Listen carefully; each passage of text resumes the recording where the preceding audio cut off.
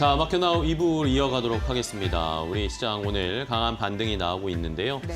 어제 말씀드렸듯이 미국에서 이제 이 무디스가 신용등급 강등당한 이슈가 있었는데 어제 미국 시장이 어떻게 마무리되는가가 굉장히 중요하다라고 저희가 말씀을 드렸는데 오히려 이게 기회다라고 미국 시장은 생각하는 것 같았습니다. 장 초반에는 좀 하락 출발을 했다가 마지막에는 결국에 들어올리면서 상승 마감하는 모습, 미국 시장이 오히려 견조했습니다. 이러니까 우리도 좋은 분위기를 그대로 이어받고 있습니다. 외국인 기관이 함께 양시장에서 매수를 하니까 지금 상승 탄력이 코스피, 코스닥 모두 좀 올라가고 있어요. 많이 올라가는 종목들이 많습니다, 지금. 네.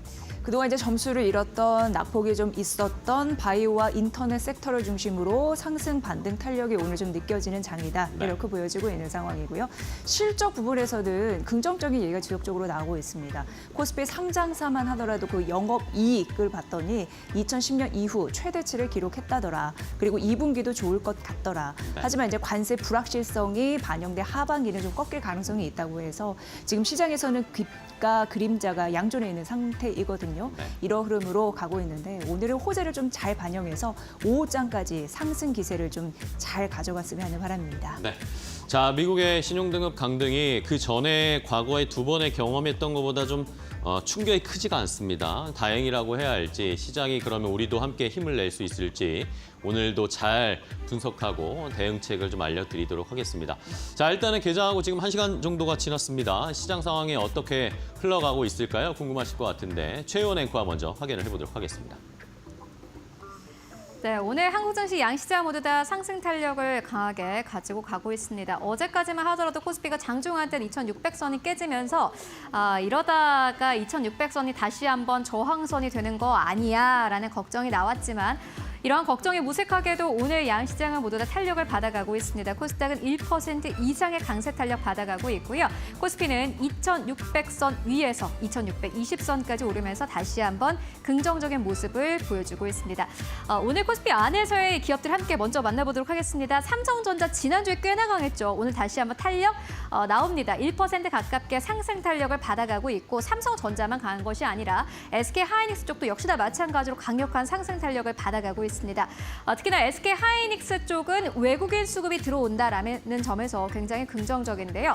20만 원대를 뚫어내면서 오늘 시장에서도 20만 원대를 지켜내면서 20만 2천 원대에서 거래가 되고 있습니다. SK하이닉스의 상승폭은 사실 삼성전자보다도 강합니다. 3% 가깝게 상승 탄력을 받아가고 있는데 다만 외국인 투자자들이 지금까지 가장 많이 팔아치웠던 업종 자체가 반도체이기 때문에 수급 빈집의 측면에서 사실 SK하이닉스와 삼성전자를 사들이는 것이다 라는 이야기도 나오고 있습니다.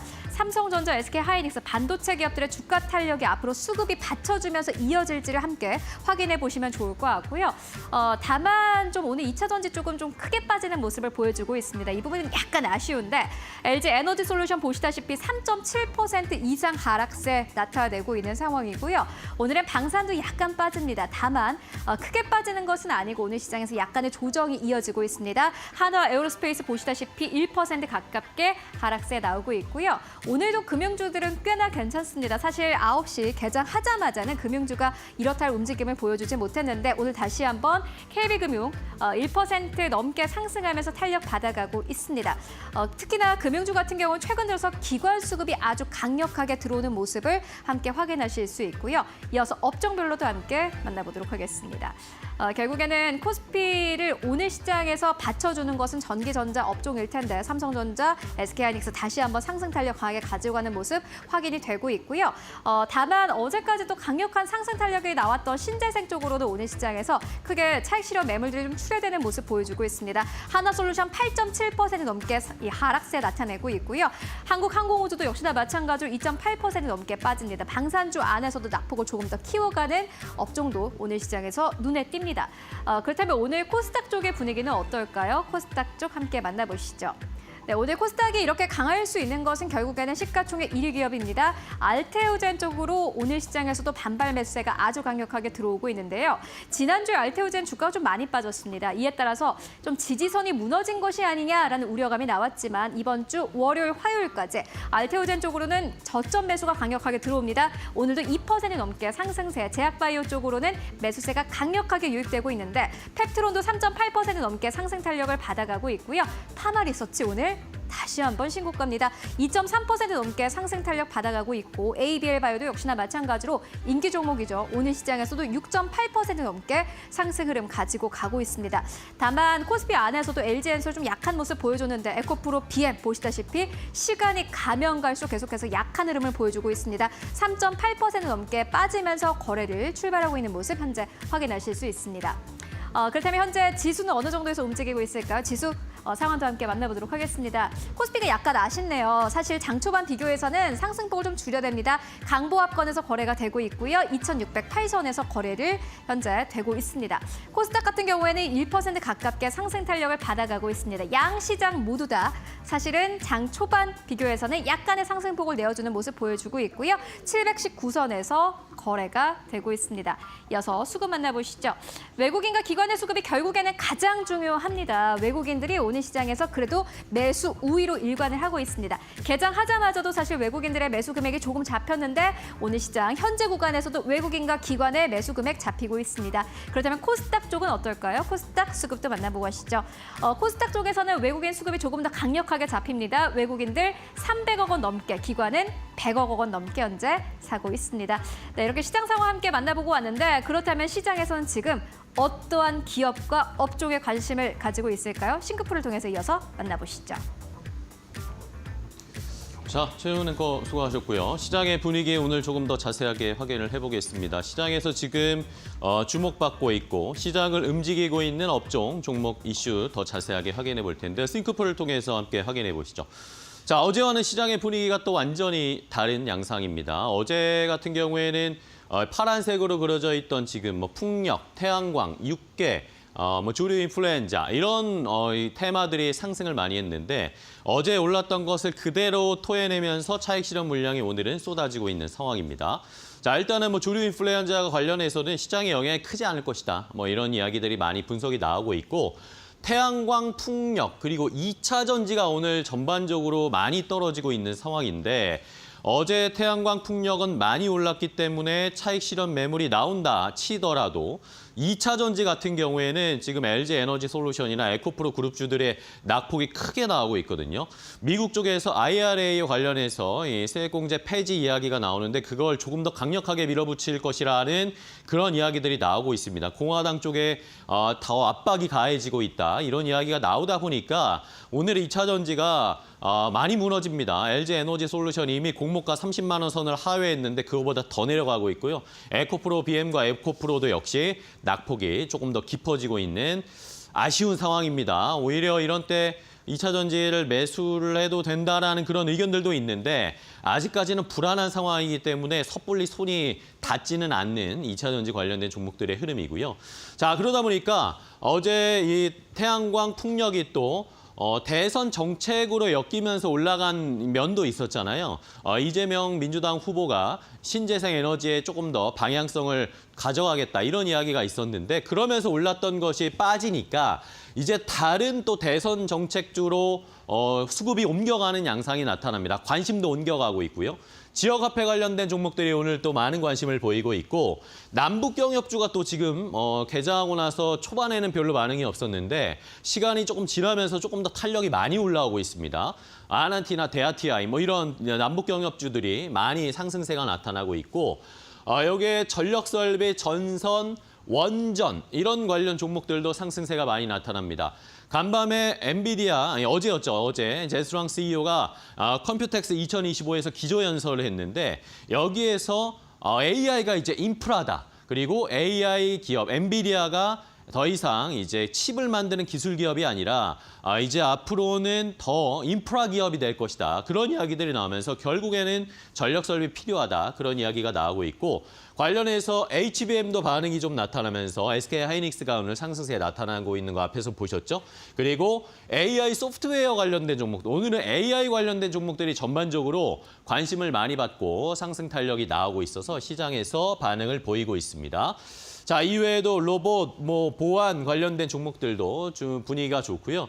증권주도 오늘 굉장히 좋습니다. 미래에셋증권 포함해서 증권주들의 상승 탄력이 꽤나 높게 나오고 있는 상황인데 시장에 좀 더 활성화될 것이다. 그리고 대선 후보들이 계속해서 저평가되어 있는 우리 주식시장을 개선해야 되고 상승시켜야 한다라는 그런 공약들이 많이 나오다 보니까 증권 관련 주들도 시장에서 많은 관심을 받고 있다라는 것을 한번 주목해 보실 필요가 있겠습니다. 자, 그럼 첫 번째 이슈 조금 더 자세하게 체크를 해보도록 하겠습니다. 자, AI는 이제 인프라다. 그리고 엔비디아는 인프라 기업이다. 젠슨 황 CEO가 컴퓨텍스 2025에서 이렇게 선언을 했습니다. 자, 컴퓨텍스 2025는 대만에서 열리는 이 IT, AI 관련된 컨퍼런스인데 이게 매년 열립니다. 여기에 계속 젠슨 황 CEO가 참석을 하는데 어쨌든 젠슨 황 CEO가 대만과 연관이 있는 사람이니까 이 행사에 계속 참석을 하고 있는데요. 여기에서 어제 기조연설을 했습니다.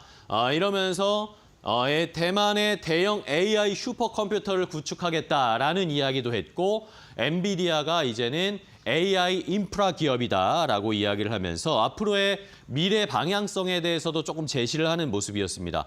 AI가 이제 전기나 우리가 사용하는 인터넷처럼 누구나 사용하게 되는 인프라가 될 것이다라고 이야기를 하면서 이 칩과 그래픽 카드를 만드는 회사 그리고 플랫폼 회사다. 이런 식으로 젠슨 황 CEO가 엔비디아에 대해서 얘기를 했었는데 이제는 엔비디아가 AI 인프라 기업이다라고 이야기를 했습니다.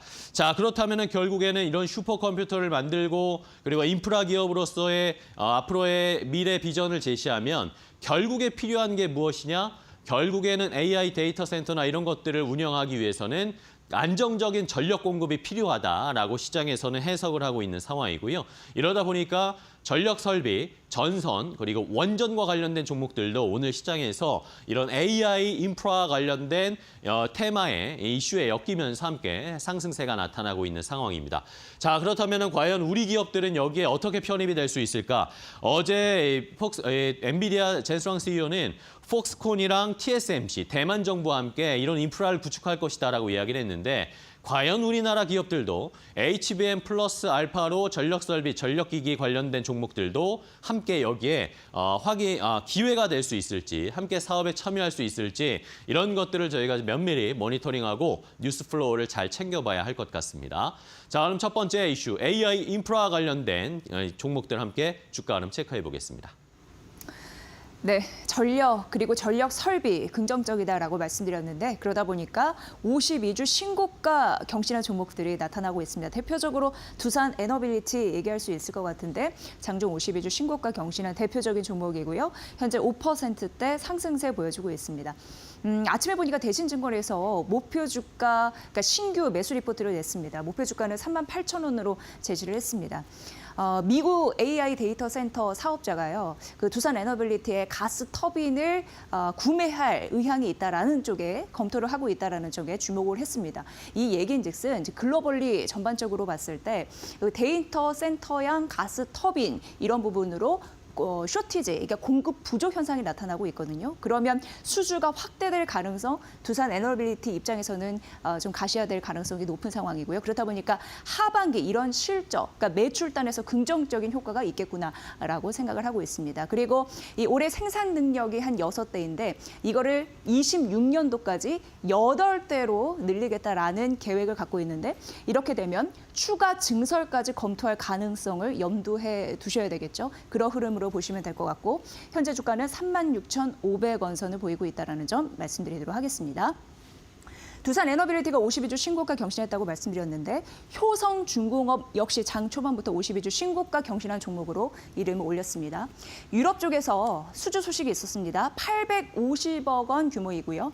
변압기 수주 소식 있었으니까 참고를 해보시면 될 것 같고 현재 2.4% 여전히 상승세 유지를 하면서 58만 7천 원 선을 가지고 있습니다. 주가의 흐름을요.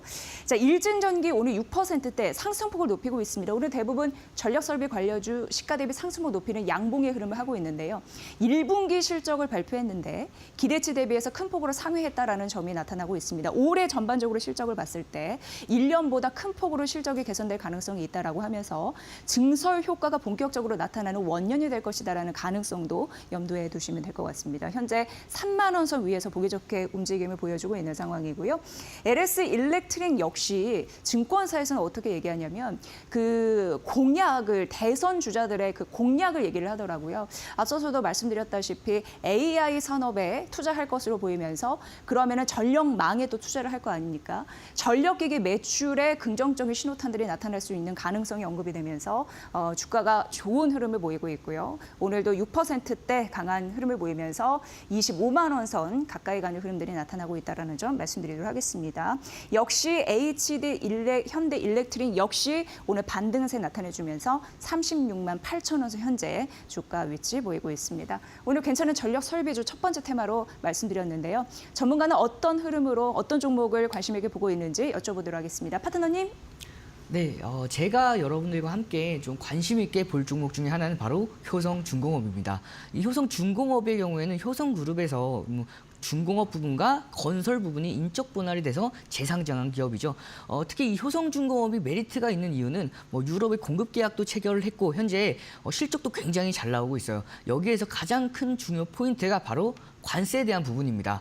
이 효성중공업은 미국의 테네시주에 공장을 보유하고 있고 여기에서 이 변압기에 대한 제품들을 생산 중인데 이로 인해서 미국에서 특히 트럼프 대통령이 이 효성중공업과 HD, 현대일렉트릭 딱 두 종목을 관세를 0%로 선정을 했었죠.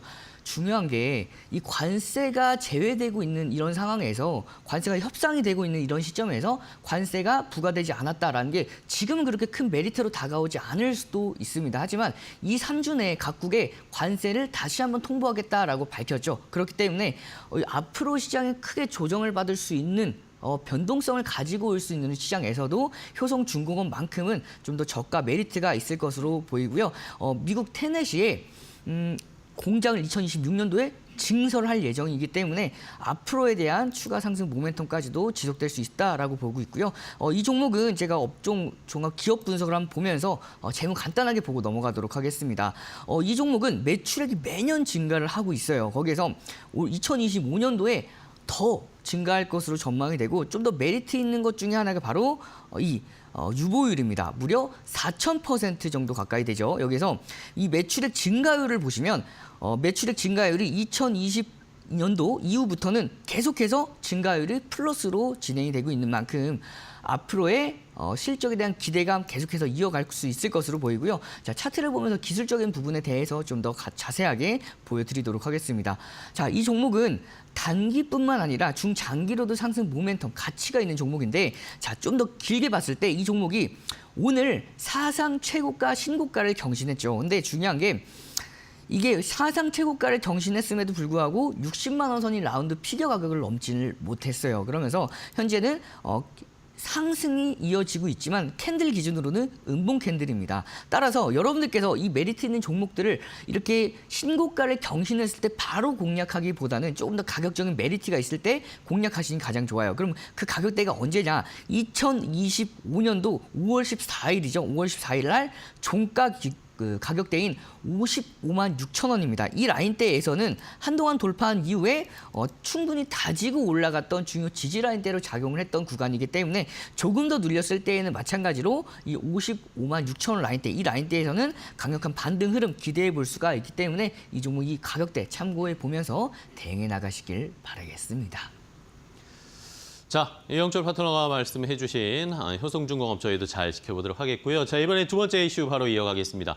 AI, 아까는 인프라를 말씀드렸는데 이제 AI 소프트웨어, AI 에이전트 시대가 도래할 것이다라는 것도 역시 오늘 시장에 영향을 주고 있습니다. 자, 일단 뭐 여러 가지 이슈가 있는 상황인데 젠스랑 엔비디아 CEO의 이야기도 있었고 마이크로소프트의 이슈도 있었고 우리 국내의 기업의 이슈도 있었습니다. LG 쪽을 좀 살펴볼까요? LG의 그룹의 AI 싱크탱크인 이 LG AI 연구원이 지난해 말에 공개했던 암 진단용 AI 엑사원 패스 이걸 개발을 해놨습니다. 의료용 AI라고 볼 수가 있는데 요거를 엔비디아에 공급한다라는 소식이 오늘 전해졌습니다. 엑사원 이 패스는 이 엔비디아의 의료 AI 플랫폼이 모나이에 탑재가 되는 것인데 이게 이제 앞으로 어떻게 사용하게 될지 또 어떤 기업들과 협업을 하게 될지 이런 것들에 관심을 많이 가질 수밖에 없는 상황이죠. 엑사원 패스는 암 환자의 조직병리 이미지를 분석을 해서 유전자 검사를 하는 건데 유전자 검사 시간을 기존에는 이걸 2주가 걸렸던 시간이 이 엑사원 패스를 사용을 하면은 1분 미만으로 그냥 1분 내에 결과가 도출되는 그런 효과를 가지고 있다라고 합니다. 자, 이러면서 엔비디아와의 협업 기대감 때문에 오늘 또 반응이 나타나고 있고 여기에다가 이 엑사원 패스를 이번 달 말이죠. 아스코에 참가를 해서 관련된 협업을 할 수 있는 기업들과 또 이야기를 나누고 또 최대 참여하면서 신규 협업을 아마 추진할 것으로 예상이 되고 있습니다. 자, 여기에다가 마이크로소프트도 최근에 이제 지금 연례 개발자 행사가 열리고 있는데 빌드 2025에서 AI 코딩 에이전트를 공개를 했습니다. 개발자 도구나 오픈 플랫폼 이런 신규 기능 주요 업데이트를 발표를 했는데 여기에서 이제 마이크로소프트 측에서 이야기하는 것이 이제 앞으로의 시대, 향후 인터넷 환경이 기존에는 사용자 중심의 인터넷 환경이었다면 이제 AI 에이전트의 시대로 확실히 넘어가고 있다라고 이야기를 하면서 마이크로소프트에서도 역시 AI 소프트웨어 개발, 활용에 대한 앞으로의 계획들을 차근차근 발표했습니다. 우리나라도 역시 중요한 것이 지금 AI 소프트웨어를 어떻게 만들어내느냐, 이걸 어떻게 조금 더 편하게 활용성이 높게 만들어갈 것인가가 굉장히 중요한 포인트인데 오늘 시장에서 이런 이슈들을 받아가면서 AI 소프트웨어 관련된 종목들이 잘 가고 있습니다. 주가의 흐름은 어떤지 함께 체크해 보시죠. AI 소프트웨어 기업들 종목을 좀 골라봤는데요. 주가는 좀 희비가 좀 엇갈리고 있는 흐름이고요. 폴라리스 AI부터 살펴보도록 하겠습니다. 요즘 상승세가 괜찮은 종목들을 보면 역시 실적 답이 그쪽에 있지 않나라는 생각을 하게 되는 게 폴라리스 AI도 견조한 실적에 대한 긍정적인 전망들이 나타나고 있는 상황입니다. 대표적으로 AI 그쪽 솔루션 이쪽 부분, 그러니까 소프트웨어 솔루션 사업이겠죠. 그쪽 부분이 견조하다. 그리고 폴라리스 AI는 계열사 전반의 실적도 긍정적이거든요. 그렇기 때문에 목표 주가도 상향하는 흐름들이 나타나고 있는 상황입니다. 이런 부분 좀 참고해 보시면 될 것 같고 오늘 6%대 강세 힘으로 2,900원 선 보이고 있다는 점 말씀드리고요. 한글과 컴퓨터, 사실 한글과 컴퓨터는 자회사들이 적자의 흐름을 보이는 것들이 좀 있었습니다. 부진했다라는 흐름이 있는데 그래도 증권사에서 긍정적으로 보는 거는 AI 기반의 소프트웨어 그 본업은 긍정적이다. 라는 부분에 점수를 주고 있는 상황이었습니다. 오늘 5%대 상승세 보여주면서 23,600원 선인데 역시나 증권사에서는 AI 기반의 사업들이 긍정적이기 때문에 실적 개선은 큰 문제 없다라고 생각하는 듯 하더라고요. 이런 줄기가 있다라는 점 말씀드리고 이스트 에이드가 오늘 5거래일 만에 반등세 나타내주면서 2,185원 선을 보여주고 있습니다. 마음 AI는 일부 좀 차익 실현 매물이 나오고 있어요. 여기에서 최근에 음성으로 진돗개를 진두지휘하는 모습을 보셨는지 모르겠습니다. 우리가 왜 AI 시대 얘기하면서 피지컬 AI에 대한 얘기를 하는데 그 음성으로 로봇을 제어하고 훈련시키고 행동시키는 그런 흐름들이 피지컬 AI, 이 기업의 자사 제품이다라고 보시면 될 것 같고요. 그 기술을 상용화하는 데 앞으로도 전력을 가하지 않을까 그런 계획을 또 나타내고 있는 상황이고 현재 상승, 좀 반전의 흐름을 좀 보여주면서 22,100원 선 나타내고 있습니다. LG CNS 대표적으로 얘기를 해볼 수 있는데 최근 신용 등급이 잇따라 상향 조정되는 흐름들이 있었습니다. 한국 신용평가사 이어서 그 나이스 신용평가사에서 신용 등급을 올렸다라는 점, 이 부분도 말씀드리고 현재는 일부 차익 실현 매물이 나타나면서 53,700원 선에서 주가가 움직이고 있습니다. 오늘 AI 소프트웨어 그래도 시장을 리딩하고 있는 또 다른 주체라는 거 말씀드립니다. 자, 어떤 종목도 봐야 될지 파트너님. 네, 제가 여러분들과 함께 이 AI 소프트웨어에서 중심적으로 볼 종목은 바로 한글과 컴퓨터입니다. 이 한글과 컴퓨터의 경우에는 한글과 컴퓨터 특히 자회사들의 AI 실증 산업을 뛰어들면서 이 AI 국회뿐만 아니라 행안부에 수주를 따냈죠. 근데 이 한글과 컴퓨터가 다른 AI 소프트웨어 종목과 조금은 다른 움직임을 보여줬었어요. 뭐 기존의 셀바스 AI뿐만 아니라 뭐 솔트룩스 같은 그런 종목들은 이미 시세가 나왔고 단기 조정 이후에 눌림목 반등의 위치에 있는데 이 한글과 컴퓨터의 경우에는 이제 막 올라왔습니다. 조정 자체도 크지 않은 상황에서 에너지를 응축해 나가다가 이제 올라왔는데 자, 일본의 이제 키라보시 파이낸셜 그룹과 AI 업무 협약을 체결을 했고요. AI 기반으로 이제 중심축을 형성을 하면서 앞으로 뭐 일본, 뭐 대만 이런 각국의 수출까지도 기대하고 있다라고 포인트를 잡고 있고요. 그리고 이 AI 기반 매출이 올해 150억 원에서 200억 원까지 추가가 될 전망이고 클라우드 부분의 사업 성장으로 인해서 향후 3년간 고성장이 기대될 전망이기 때문에 앞으로 이 중심적으로 이제는 시장에서 좀 더 관심이 가져지고 있는 상황이기 때문에 여러분들도 지금부터는 좀 더 관심을 가져주실 필요가 있다라고 판단이 되고 있어요. 자, 이 차트를 보면서 좀 더 자세하게 드리면 단기 조정폭을 넘겼죠. 이 등대 캔들로 돌파를 했습니다. 2025년도 4월 14일 날 장중 18%에 달하는 급등 흐름으로 돌파를 했고요. 그 이후에 견조로운 상승 랠리가 지속이 되고 있다가 급등은 나오지는 않았어요. 하지만 최근에 특히 오늘이죠. 이 전 고점 부근들을 가격대를 좀 더 체크해드리면 23,000원 라인대죠. 앞서서 4월 달부터 최근에 5월 초까지 넘기지 못했던 23,000원 라인대를 오늘 장중 6%라는 강한 상승 흐름으로 돌파를 냈습니다. 제가 앞서서 이 AI 소프트웨어 다른 종목들을 말씀을 드렸었는데 그 종목들과 굉장히 다른 흐름을 보여주고 있죠. 이제야 부각을 받고 있다라고 볼 수가 있습니다. 따라서 이 종목은 이제 후발주자로서 좀 더 강력한 상승 흐름 보여줄 수 있을 것으로 전망이 되고요. 다만 내가 좀 더 가격적인 메리트가 있는 구간에서 공략하고 싶다 하시는 분들은 23,000원까지 내려왔을 때 이 구간대에서는 과거의 저항 라인대로 형성되어 있었던 구간이었기 때문에 강력한 돌파 이후에는 지지 라인대로 전환이 되겠죠. 따라서 23,000원 라인대에서는 강력한 기술적 반등과 함께 향후 상승하는 흐름이 계속해서 이어질 수 있는 기술적 맥점 구간이기 때문에 이 가격대 참고해 보시면서 대응 방안 잡아 나가시길 바라겠습니다. 자, 마지막 세 번째로 화장품 관련된 종목들 오늘 또 주가가 좋은 흐름을 나타내고 있는데 시장을 점점점 넓히는 K뷰티의 행보를 확인할 수 있습니다. 자, 실리콘2가 얼마 전에 실적 발표했죠. 실적 굉장히 좋았습니다. 매출이 1분기에 2,457억 원, 영업이익이 477억 원, 어닝 서프라이즈를 기록을 하면서 와, 실적 굉장히 좋다. 실리콘2 다시 주가 갈 수 있을까라고 생각했는데 실적 발표하자마자 주가 차익 실현 매물이 많이 쏟아지면서 떨어졌었죠. 그런데 오늘 다시 큰 반등을 나타내고 있습니다.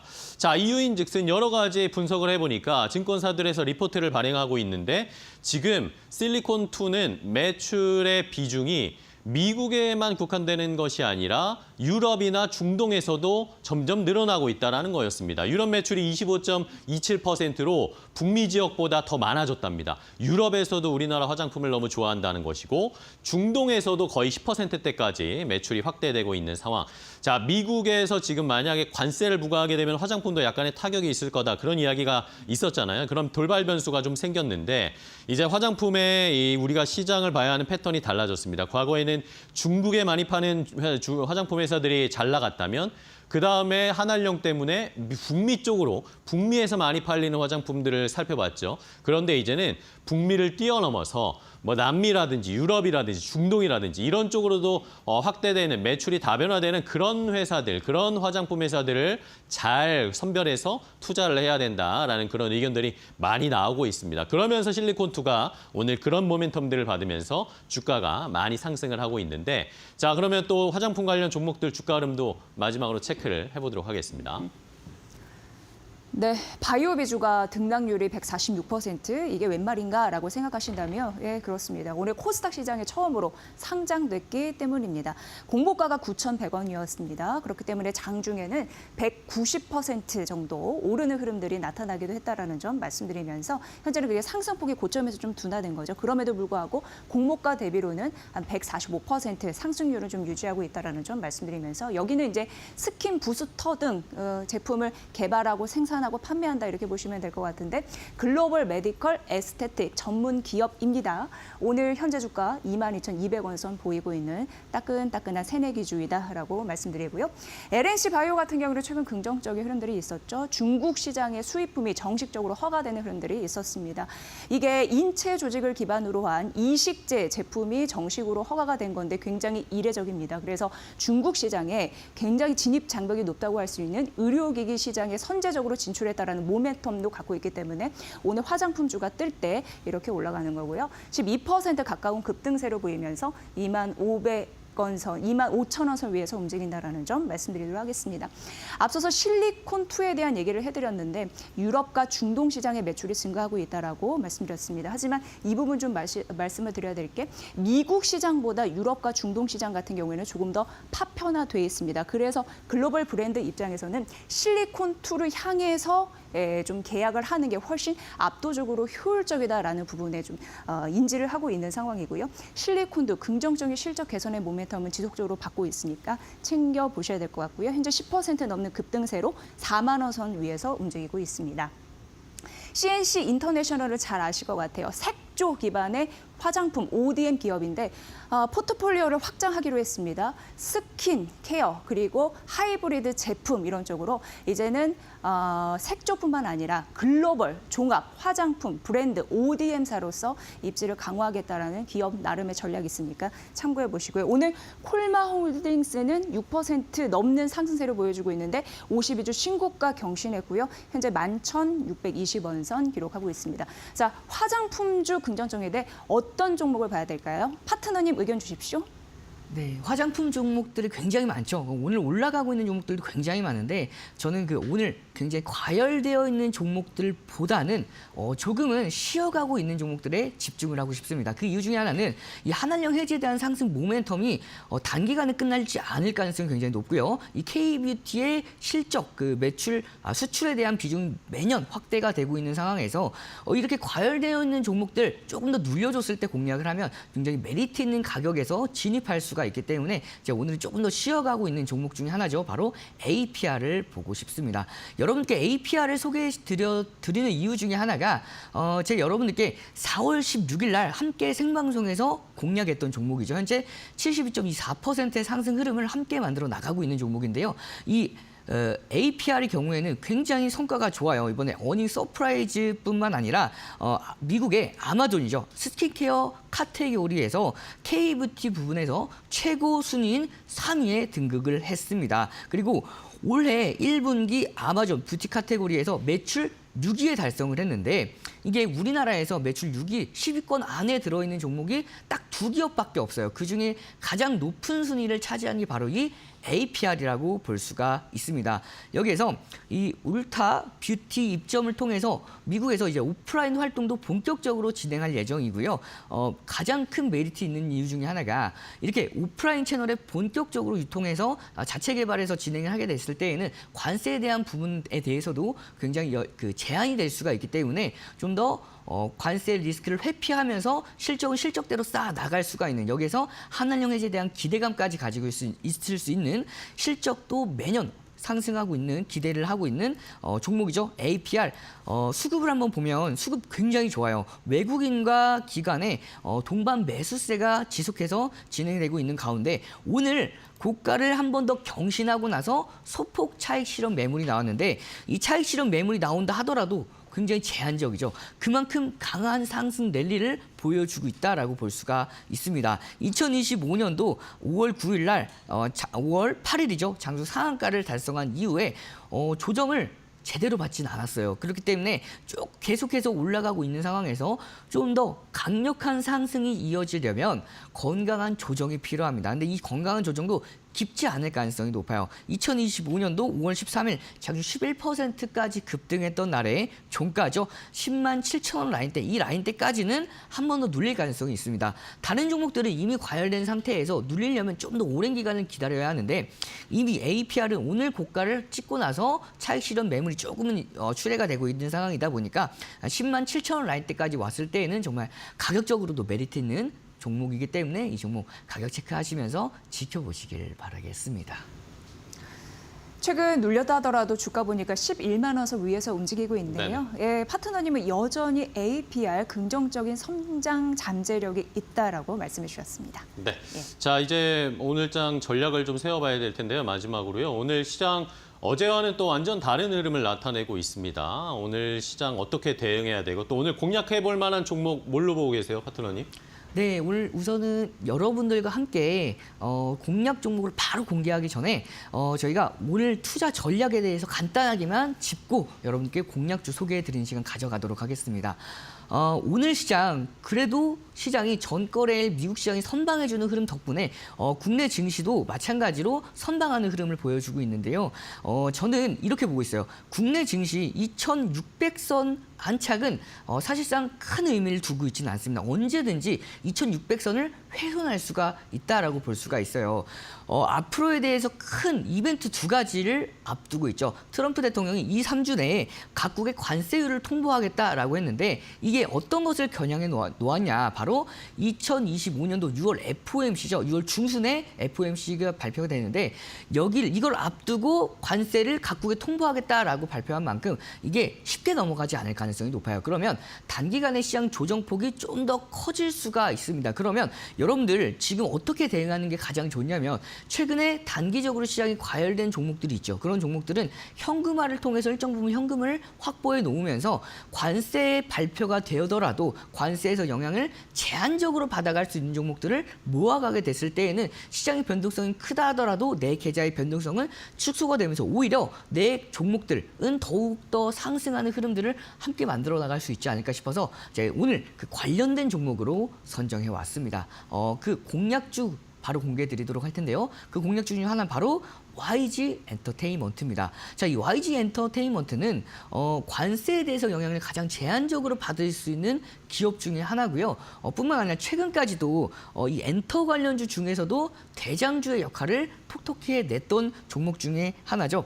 특히 이 YG에서 가장 크게 그 YG를 이끌었던 그 IP죠. 바로 블랙핑크가 올해 한한령 해제가 되는 기대감을 가져가면서 올해 200만 명에서 250만 명까지 모객을 할 수 있을 것으로 전망이 되고요. 여기에서 신인 IP 또한 굉장히 주목할 만합니다. 베이비몬스터라고 해서 베몬인데 이 베몬이 저연차 그룹 중에서 가장 성장성이 높은 IP예요. 특히 이번에 4분기와 1분기 머천다이징, MD, 굿즈 같은 이 MD의 매출액이 230억 원 그리고 각각 188억 원입니다. 4분기와 1분기인데 근데 이게 어느 정도 규모인지 감이 잘 안 오시는 부분이 계실 수가 있어요. 제가 블랙핑크와 좀 더 비교를 해서 설명을 드리면 블랙핑크 투어 당시에 단기 평균 분기 MD 매출액이 무려 188억 원입니다. 그러면 이게 이미 정말 최고의 걸그룹인 이 블랙핑크와 MD 매출이 거의 비슷해요. 그만큼 이 베몬 같은 경우에는 데뷔한 지 얼마 되지도 않았는데 1년 9개월 만에 이 월드 투어에 합류를 하고 이 MD 매출이 블랙핑크와 거의 동등한 수준까지 올라온 만큼 앞으로의 성장 기대감까지 계속해서 가져갈 수 있는 종목이고요. 하반기에는 이 블랙핑크뿐만 아니라 베몬 거기다가 트레저까지 모든 IP가 활동할 전망이기 때문에 앞으로에 대한 실적 기대감까지 지속해서 가져갈 수가 있겠죠. 따라 차트 보면서 좀 자세한 전략 잡아드리도록 하겠습니다. 최근까지 이 엔터주들의 대장주 역할을 톡톡히 해왔다라고 말씀을 드렸죠. 그 이후에 단기 조정폭이 이어졌습니다. 단기 조정폭도 길진 않았습니다. 3거래일 정도밖에 되지 않았고 이 3거래일 조정폭 안에서 이 11선 중심선을 11선을 지지받는 선에서 반등에 성공을 했어요. 그러면서 오늘 볼린저 밴드의 상단선을 강하게 돌파한 이후에 단기 조정폭 이후에 다시 한번 눌림목 반등이 이어지고 있는 상황에서 11선을 지지받고 반등이 나왔다라는 건 눌림목에서 굉장히 긍정적인 흐름으로 지켜볼 수가 있는 상황이에요. 이렇게 중심선까지도 눌리지 않고 11선에서 단기 조정폭을 마무리해주고 있는 상황이다 보니까 이번 파동에서 빠르게 이 신고가를 한번 터치해 줄 것으로 보이고요. 돌파 여부는 시장의 분위기에 따라 좀 다르지만 충분히 저는 결과론적으로는 돌파할 수 있을 것으로 전망을 하고 있기 때문에 가격 전략 바로 잡아드리면 매수 기준가는 74,500원 이하 현재까지도 공략이 가능하죠. 1차 목표가 전 고점 부근인 78,000원, 손절가는 7만 원 기준 잡고 좀 더 관심 있게 지켜보시길 바라겠습니다. 네, 굳이 어렵고 힘든 길 가지 않으시라라는 부분에서 변동성 최소화할 수 있는 엔터주 중에 와이즈 엔터를 말씀해 주셨습니다. 네, 자 이렇게 마켓나우 브리핑으로 오늘 시장의 상황 전반적으로 체크를 해봤습니다. 이제 한 걸음 조금 더 깊이 들어가서 투자 아이디어 얻어봐야 되겠죠. 자 오늘 이데일리 인사이트에서는 한진그룹과 호반그룹의 경영권 분쟁 가능성 이걸 전문 기자와 함께 조금 더 자세하게 분석해 드릴 테니까요. 잠시 후에 뵙도록 하겠습니다. 네.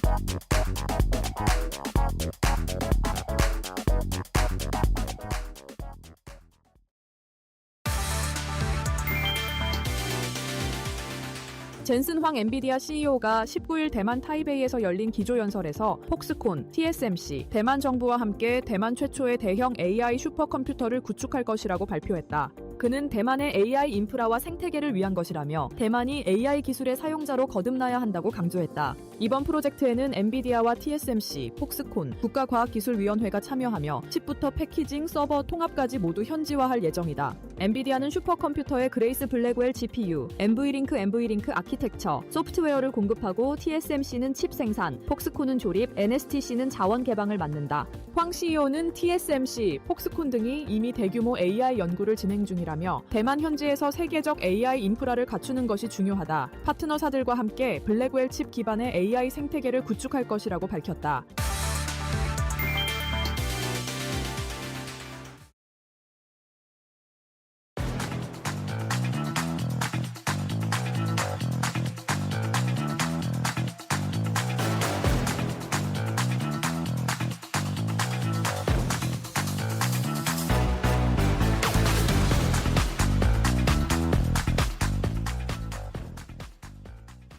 자, 마켓나우 2부 함께하고 계십니다. 우리 시장 일단은 코스피 광보합권 2,600선 수준 유지하고 있고 코스닥도 0.6%대 상승세 나타내고 있고요. 중국 쪽의 출발 상황 좀 간단하게 체크를 해보면 어제 중국 상해종합지수나 홍콩 항생지수 모두 보합권 수준에서 큰 움직임이 없게 마무리가 됐는데 오늘은 상해종합지수 0.12% 강보합권 수준 상승 출발한 모습이고 홍콩 항생지수도 역시 0.28%대 강보합권 수준에서 출발을 했습니다. 자, 예고했던 대로 중국의 사실상 기준금리라고 할 수 있는 LPR 대출 금리를 예고대로 0.1%포인트씩 인하했습니다. 관련해서 어쨌든 내수 부양을 위한 정책을 펼치려는 의도들은 계속 보이고 있는 상황이고 이게 환율과 중국에서는 아시아권의 통화들이 환율이 움직이면서 이 중국이 금리 인하하겠다 이런 결정들을 했었는데 실제로 일단은 기준금리, 우량대출금리, LPR 금리 1년물, 3년물 전부 다 인하하는 모습, 1년물, 5년물 전부 다 0.1%포인트씩 인하하는 결정을 내렸습니다. 자, 그럼 이제 시장에 한 걸음 더 깊이 들어가 보도록 하겠습니다. 저희가 뭐 개편 맞아서 처음으로 이름 붙여봤는데 그것이 알고 싶다. 조금 더 브로드하게 시장의 상황을 살펴보면서 투자 아이디어 얻어보도록 하겠습니다. 자, 오늘은 이데일리 마케팅 센터의 권선우 센터장과 이야기 나누겠습니다. 안녕하세요, 센터장님. 네, 안녕하세요. 네, 반갑습니다. 자, 오늘은 또 어떤 재미있는 이야기를 좀 나눠볼지. 요즘 아무래도 시장에서 또 많은 화제가 되고 있는 게 한진과 호반의 한진그룹과 호반그룹 간의 또 약간의 이 자존심 싸움, 뭔가 경영권 분쟁이 일어날 것인가 말 것인가 이런 가능성들이 많이 좀 제기되고 있어요. 지금 상황이 어떻게 되는 거예요? 지난주부터 굉장히 핫했던 이슈였는데 지난 12일에 이제 호반건설이 주식 등의 대량 보유 상황 보고서를 제출하면서 이제 시작이 됐습니다. 이게 뭐 보고서 내용을 보면 계열사인 호반하고 호반 호텔 앤 리조트 이 두 군데가 작년 3월 11일부터 올해 4월 30일까지 꾸준히 장내에서 한진칼 지분을 매입을 해서 원래 17.44%였던 네네. 지분율을 18.46% 늘렸다는 내용이에요. 그러니까요. 그러니까 원래도 사실 호반이 한진칼의 2대 주주였는데 이번에 이제 지분 매입을 하면서 이제 최대 주주인 조원태 회장 오너 일가와 지분 차이가 굉장히 줄었죠. 그러니까 네. 조 회장과 특수관계인 한진칼 보유 지분이 96%니까 지분 차이가 이제 1.5%포인트로 좁혀진 상황입니다. 이 호반이 원래 이제 이런 지분 공시를 하게 되면 이제 매입 목적을 밝히게 되어 있어요. 그쵸, 네. 근데 그 목적에 단순 추가 취득이라고 밝혔어요. 네, 뭐. 그러니까 이제 뭐 경영 분쟁이라든가 이런 거에 관심 없고 우리는 단순히 그냥 취득한 거다라는 투자 거였는데 개념이다, 뭐 이랬는데. 시장에서는 과연 단순 투자 목적이 취득일까? 뭐 이러면서 그러니까요. 이제 경영권 분쟁 가능성을 좀 기대하기 시작한 거죠. 그러면서 뭐 이틀 연속 상한가를 기록하고 이러기도 했는데 뭐 이런 의심을 할 만한 게 지난 3월에 이제 정기주총이 있었잖아요. 한진칼. 근데 그때 이제 호반이 참석을 해서 이사 보수 한도를 90억 원에서 120억 원으로 늘리는 그 안건에 반대표를 행사를 했어요. 일단 주주로서 의견을 권리를 냈나요? 그렇죠. 행사를 한 거죠. 거기에다가 과거에 이제 2015년에 아시아나항공의 모기업이 금호 산업이었잖아요. 근데 금호 산업이 인수를 좀 타진한 적도 그렇죠. 있었어요. 예, 그래서 그렇죠. 시장에서는 이 호반이 항공업에 좀 관심을 갖고 있고 이 와중에 한진칼 지분 매입을 했다는 거는 결국 항공업에 뛰어들겠다는 거 아니냐라는 이제 해석을 내놓기 시작했고 워낙에 호반그룹의 주력 산업이 건설업이잖아요. 그렇죠. 근데 워낙 예. 요새 건설업 경기가 안 불황이고 좋으니까. 이 건설업이라는 거의 성장성 자체도 굉장히 제한적이기 때문에 뭐 신사업 물색 차원에서 항공업을 보는 게 아니냐라는 이제 분석들이 좀 나오고 있습니다. 네. 자, 이러면서 호반 그룹이 어쨌든 뭐 과거에도 전력이 있고 항공업에 약간 관심이 있었다는 그런 그 과거의 경력도 있었고 또 주주총회에서도 뭔가 의견을 막 제시하고 이러는 걸 보면은 어쨌든 경영권 분쟁 가능성이 조금씩 높아지는 것 같습니다.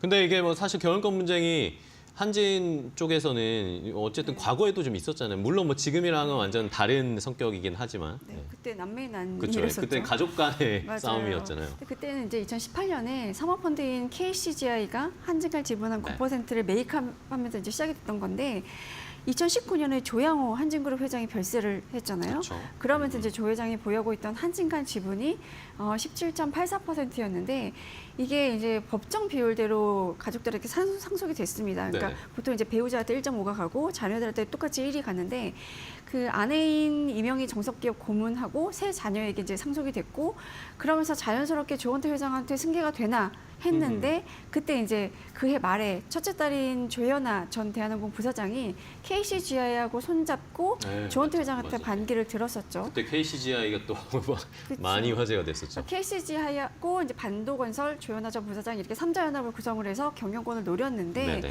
이제 뭐 지분 다툼을 이제 하는 와중에 KDB 산업은행이 한진칼의 유상증자에 참여하면서 지분을 확보를 했고 이 산업은행이 조원태 회장의 힘을 실어주면서 이제 게임은 끝나게 됩니다. 그렇죠. 그러다가 이제 KCGI가 이제 조원태 회장한테 승계가 넘어가니까 2022년 3월에 한진칼 지분을 매각하면서 이제 이거는 이제 종식이 됐죠. 그렇죠. 그때 그 KCGI가 결국에는 한 발 빼면서 네. 털어내면서 분쟁은 그때 뭐 일단락이 됐는데 그러면 지금 갑작스럽 이제 궁금한 게 이런 말씀을 듣다 보니까 궁금한 게 그 당시에도 어쨌든 호반 쪽은 한진칼 지분을 가지고 있었을 거 아닙니까? 그때는 아니었고 아, 그때는 이게 아니었네. 어쨌든 이제 엑시트를 했잖아요. 네네. 그러니까 KCG는 엑시트를 해야 되는데 엑시트하면서 이 집을 누구한테 넘겨야 되잖아요. 근데 네네. 이거를 시장에서 팔면 주가가 너무 이제 급락을 하니까 그 뭐 누군가에게 이제 통으로 넘겼어야 됐는데 그때 호반건설이 KCGI가 보유하고 있던 지분을 그걸 13.97%를 받았어요. 이제 사들였습니다. 호반건설과 호반이 사들였고 그때 매수 금액이 한 5,640억 원 정도 이제 주당 6만 원에 매입을 했었어요. 그 이후에 이제 장내에서 추가로 매수를 하고 KCGI가 보유하고 있던 지분 전액을 판 게 아니라 일부를 남겼었거든요. 대신 이제 콜옵션을 부여를 했는데 이 잔여 지분에 대해서도 콜옵션까지 행사하면서 이게 이제 살 수 있는 권리인 거잖아요. 네네. 그래서 호반이 이 콜옵션까지 행사를 하면서 이제 보유하게 된 한진칼 지분이 17.43%로 늘었고 이러면서 이제 이지주도로 올라섰어요. 네네. 근데 그때도 사실 호반그룹은 단순 투자 목적이다라고 얘기를 했었는데 뭐 사실 이제 단순 투자 목적이 맞구나라고 시장에서는 받아들였던 게 사기만 했던 건 아니었었어요. 그때 네네. 팔기도 하고 이러면서 2022년에 지분율을 11.5%까지 낮추기도 했었거든요. 네네. 그러다 그 이후로 조용했는데 사실 이제 주당 6만 원에 매수를 했고 그 이후에 한진칼 주가가 뭐 이렇다 할 이제 상승세를 보이지 그쵸. 않았기 때문에 네. 좀 재미는 못 봤다 이런 평가였는데 그 이후로 조용하다가 2023년 11월에 한진칼 지분 5.85%를 펜오션으로부터 이제 매입을 하게 됩니다. 그러면서 이제 다시 지분율을 17.44%로 끌어올렸고 이번에 호반건설, 호반뿐 아니라 이제 호반 호텔 앤 리조트까지 가세해서 이제 최근 한 1년 동안 장내 매수에 나서면서 지분 이제 끌어올린 거기 때문에 아 이제는 단순 투자 목적은 아닌 것 같은데라는 얘기가 나오고 있는 거죠. 그렇습니다. 아 이게 그때 2018년에 경영권 분쟁이 끝나고 나서 그때부터 호반 그쵸. 그룹이 이제 개입이 네. 되기 시작한 거였군요. 뭐 거슬러 올라가 보니까 그런 것들을 확인할 수가 있었습니다. 어쨌든 그러면 2022년 뭐 이때부터 이제 한진칼이나 대한항공 쪽에 관심이 있었던 것 같은데, 근데 지금의 상황을 보면 결국에는 뭐 저희의 짐작일 수 있지만 경영권 분쟁, 항공업에 분명히 관심이 있는 것 같습니다. 그러니까 경영권 분쟁 얘기가 계속 나오는 게 오너 일가가 지분을 비슷하게 나눠 갖고 있는 상황이기 때문에 그래요. 네. 그러니까 오너 일가 중에서도 특정 인물, 그러니까 회장 정도가 절대적으로 높은 지분을 갖고 있으면 이런 그쵸, 우려가 좀 네네. 안 나올 텐데 일단 이제 지분 구성을 보면 조원태 회장의 개인 지분이 5.78%에 불과하고 이제 조현민 사장 이 5.73%를 갖고 있어요. 그리고 어머니인 이명희 정석기업 고문이 2.09%, 그리고 나머지는 뭐 정석 인하학원이라든가 뭐 정석 물류학술재단, 뭐 이루재단, 대한항공 사후회 뭐 이런 데들이 뭐 이제 1%대 안팎의 지분을 네네. 보유하고 있거든요. 그리고 이제 별도로 산은이 10.58% 보유하고 있고 델타항공이 13.9% 이렇게 보유하고 있는데 뭐 이 두 곳의 지분은 물론 조 회장 측 지분을 분류되기는 하지만 네. 워낙에 오너일가가 직접적으로 보유하고 있는 지분율이 적고 그렇네요. 그리고 조원태, 조현민 남매가 지분을 비슷하게 갖고 있잖아요. 네네. 이미 한진칼이 이제 남매의 난을 겪었던 곳이기 때문에 이 조원태, 조현민 남매의 동맹이 언제까지 갈 그러게요. 것이냐에 거기에서 대한 또 뭐 문제가 퀘션 생기면 마크를 좀 예. 갖고 있기도 하고 약간의 균열의 틈만 보인다고 해도 이제 호반그룹이 그쵸. 파고들 수 있는 여지가 있지 않겠냐라는 얘기가 나오고 있는 거죠. 그렇습니다. 자, 그러면은 어쨌든 호반이 이렇게 호반그룹이 계속 지분을 야금야금 늘리고 있는데 뭐 한진 쪽에서도 가만히 있을 수는 없잖아요. 뭔가 그럴 수 조치를 없죠. 취하고 있나요? 그렇죠. 그래서 12일에 이제 호반건설이 지분 공시를 했잖아요. 네네. 15일에 바로 한진칼이 자사주 처분 결정이라는 공시를 하게 됩니다. 네네. 그러니까 자사주를 내용을 보면 자사주를 사내복지기금에 출연했다라는 건데 이제 한진칼이 보유하고 있는 자사주가 총 한 44만여 주 정도 네. 되거든요. 이게 지분율을 따지면 한 0.66%에 해당하는 규모인 건데 이거를 이제 사내복지기금에 출연을 한 거죠. 그러니까 결국은 이제 의결권 강화를 위한 거 아니냐는 분석인 건데 기업이 자사주를 보유하고 있을 때 이 자사주는 의결권을 행사할 수가 없죠. 없어요. 근데 네. 이거를 외부의 제3자에게 이제 양도를 하거나 출연하게 되면 의결권이 살아나거든요. 우호적인 쪽에다가 준 그렇죠. 거죠. 그러니까 0.66%는 어쨌든 사내 근로복지기금에 출연한 이제 지분이기 때문에 네, 조원태 회장 쪽 우호 지분으로 분류가 될 수 있고 물론 한진칼은 상관없는 이슈라고 설명을 하고 있긴 합니다. 네. 왜냐하면 사내 근로복지기금을 3월 초에 설립을 했다고 해요. 근데 이제 법인 준비 과정이 좀 지연이 되면서 네네. 이제 이달 2일에 완료가 됐고 이 기금의 기본 재산을 형성하기 위해서 자사주 출연하기로 한 게 이제 15일이 공교롭게도 이 호반건설의 지분 매입 공시 이후 15일이 됐다라는 건데 이제 시장에서는 의결권 행사 때문에 아니겠냐 뭐 이런 생각을 하고 있는 거죠. 그렇죠. 뭐 어쨌든 뭐 방어하기 위한 준비를 차근차근 하는 것 같은데 뭐 최근에 또 공시 올라온 거 보면은 정석기업 그때 아까 네, 살짝 그렇죠. 말씀해주신 정석기업의 지분도 확보를 했다. 이것도 추가적으로 취득했다 공시가 나왔는데 그렇죠. 정석기업은 뭐 하는 회사입니까? 정석기업이 그 한진그룹의 뭐 예를 들어 서울 소공동의 한진빌딩이라든가 뭐 인천의 정석빌딩 이런 부동산을 보유하고 있으면서 관리하고 있는 그러니까 부동산 임대기업인 네네네. 거예요. 근데 보유하고 있는 부동산이 있기 때문에 일단 자산 규모가 상당하고 수익성도 굉장히 탄탄한 알짜 계열사인 거거든요. 근데 이 한진칼이 계열사인 정석기업의 주식 15만여 주를 추가 취득한다고 공시를 했어요. 네네. 지분율로 따져보면 이제 12.22% 정도 되는 건데 원래 이 정석기업이라는 데는 한진칼하고 조 회장의 이제 오너에게가 100% 보유하고 있었던 기업이었거든요. 네네. 그런데 2021년에 조원태 회장하고 모친인 이명희 정석기업 고문이 네. 그리고 이제 셋째인 조현민 한진 사장이 보유하고 있었던 이 주식을 매각을 합니다. 그때 이제 상속세 재원 마련 차원에서 이제 매각을 했던 건데 매각을 어디다 했냐면 고려아연의 이제 투자 회사인 원아시아 파트너스가 설립한 특수목적법인 그러니까 제규어 1호 유한회사라는 곳에 이제 팔았었어요. 고려아연이 또 들어오네요. 그렇죠. 여기서. 그러니까 이게 당시 매각 대금이 481억 원이었고 네. 제규어 1호는 사실 이제 특수목적 법인이기 때문에 해산이 되고 나서 2023년에 이 보유하고 있던 정석기업의 주식 전량을 고려하에 매각을 하게 됩니다. 그거를 520억 원에 다시 사오기로 한 거예요. 그러니까 한 4년 동안 한 339억 원 정도 이제 차익을 고려아연 측에서는 본 거인 거죠. 근데 한진칼은 뭐 정석기업에 대한 지배력 강화 조치라고 이제 설명을 하고 있긴 한데 이제 재계에서는 두 기업의 연대로 보고 있는 거죠. 그러니까 네네. 사실 고려아연이랑 한진그룹은 어찌 보면 지금 약간 동병상련인 건데 일단 뭐 고려아연도 지금 MBK하고 이제 네네, 경영 그쵸. 문제를 겪고 있고 한진그룹도 이제 호반그룹의 경영권 위협을 받고 있으니까 이 똑같은 상황 그리고 어찌 보면 이제 한진칼은 항공업이라는 국가기관 네네. 산업을 하고 있고 이제 고려아연은 아연제열이라는 또 하나의 이제 그쵸, 국가기관 그쵸. 산업을 하고 있는 곳이기 때문에 계열사 지분 거래를 조금 이제 하면서 우호적인 협력 관계를 구축하자, 공고히 하자, 약간 이런 의미가 아니었을까 싶은데 보면 조원태 회장하고 최은범 회장이 이제 생년월일은 75년, 76년이라 다르긴 한데 최은범 회장이 70년 1월이에요. 네네. 그러니까 토끼띠로 빠른 이제 칠일. 그렇죠. 네. 토끼띠로 이제 학번 같은 거죠. 그렇네요. 그렇기 때문에 이런 부분에서도 좀 뭔가 친분이 이제 좀 있나 보군요. 교류가 네. 공감대가 좀 형성되지 않았겠냐라는 해석들을 재계선 하고 있습니다. 이거에 대해서 어쨌든 MBK 쪽에서도 뭔가 이의를 제기하는 것 같던데요. 네, 그렇죠. 네. 그래서 이게 이제 고려아연이 정석기업을 샀다가 지분을 샀다가 매각하는 과정에서 39억 원의 차익을 봤잖아요.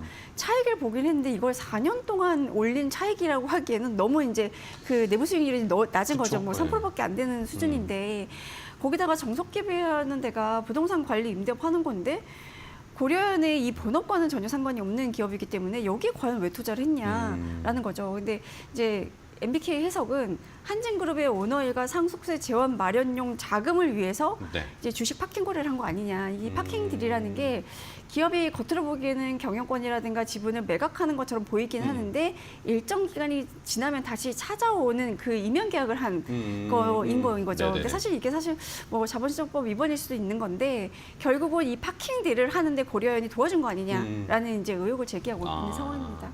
네.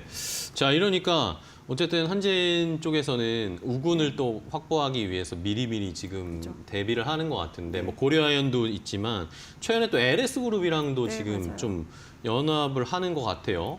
교환사채 대상 발행하기로 했는데 이것도 뭐 논란은 좀 있긴 한데 그렇죠? 예, 논란은 좀 있긴 한데 LS그룹도 지금 근데 호반이랑 또 사이가 별로 안 좋잖아요. 그러니까 다 동병상련 네, 기업들이 그러니까요. 이제 뭉치는 연대를 하고 있네요. 모습이긴 한데 LS가 대한항공을 대상으로 650억 원 규모의 교환사채를 발행한다고 공시를 네네. 했어요. 이건 이제 차원 목적으로 발행을 한 건데 이게 우리가 이제 사채를 발행할 때 사채 종류가 여러 가지가 있는데 교환사채라는 거는 기업이 보유하고 있는 주식을 담보로 발행하는 채권이에요. 그래서 나중에 이 해당 주식으로 교환할 수 있는 권리가 있어요. 그러니까 그쵸. 만기됐을 때 상환 받을 수도 있고 그 담보가 됐던 주식으로 받을 수도 있는 그쵸. 거거든요. 근데 이번에 이 교환사채의 담보 주식이 LS의 자사주 38만 7천억 주거든요. 이게 주식 총수 대비로는 한 1.2%에 해당이 되는 규모입니다. 그러니까 이게 사실 어찌 보면 호반그룹 견제를 위해서 손잡은 거 아니냐라는 분석인 건데 뭐 아까 말씀드렸던 것처럼 자사주를 갖고 있으면 그 자사주에 의결권이 의결권이 없잖아요. 없으니까. 근데 네. 만약에 제3자한테 넘기면 의결권이 살아나기 때문에 LS 입장에서는 여차하면 대한항공의 교환사채를 이제 발행한 거니까 교환사채 상환하는 대신 이 주식을 받아. 뭐 이러면서 이제 대한항공의 자사주를 넘기면 의결권이 살아나는 그쵸. 거고 네. 그 의결권은 고스란히 우호 지분으로 확보할 수 있는 거기 때문에 이제 마지막 수단 카드 이런 걸로 좀 미리 마련해 둔 거 아니냐라는 분석을 하고 있는데 지금 LS 그룹도 호반 그룹과 갈등을 겪고 있는 상황인 게 LS 전선하고 호반 그룹의 계열사인 대한전선이 그쵸. 전선 특허 때문에 또, 예. 침해 문제로 이제 한동안 소송을 벌였었잖아요. 근데 그 2심 판결 직전에 호반그룹이 LS 지분 한 3% 좀 안 되게 매입을 했어요. 그러니까 약간 이제 레드카드처럼 경고장을 이제 경고를 한 건데 LS 그룹의 지주사가 이제 주 LS인데 이 주 LS의 구자원 회장 개인 지분이 3.63%에 불과한 상황이거든요. 이런 상황에서 호반이 LS 지분을 3%가량 확보를 했다. 이러면 이제 경영권 위협을 느낄 만한 상황인 거거든요. 그래서 이제 이런 이제 호반그룹의 어찌 보면 이제 경영권 위협을 공통적으로 받고 있는 LS하고 네. 한진그룹이 지난달 25일에 무슨 이제 업무 협약도 체결을 했었어요. 그러니까 동반 성장 및 주주 이익 극대화를 목표로 협력하자라는 네. 이제 업무 협약을 체결했었는데 이게 이제 시장에서 보기에는 호반 그룹의 위협을 받고 있는 그러니까. LS 그룹하고 한진그룹이 뭔가 그러니까 백기사 반 연대, 호반 연대네요. 그렇죠. 네. 백기사 연대를 좀 네. 구축한 모양새다 이렇게 해석을 하고 있습니다. 네. 자, 이러다 보니까 이 최근에 경영권 분쟁 이야기들이 많이 나오고 이 시장에서는 또 그런 얘기도 하거든요. 이제 앞으로 만약에 if 상법 개정안이 통과되면 이렇게 대주주 지분율이 낮은 곳들은 경영권 분쟁 발생할 가능성들이 높아질 수 있다. 그런 그렇죠. 것들이 시장에서 이제 많아질 수 있다. 그런 이야기들도 나오고 있어서 요걸 저희가 계속 이런 패턴은 좀 잘 분석을 해보고 추이를 지켜봐야 될 것 같아요.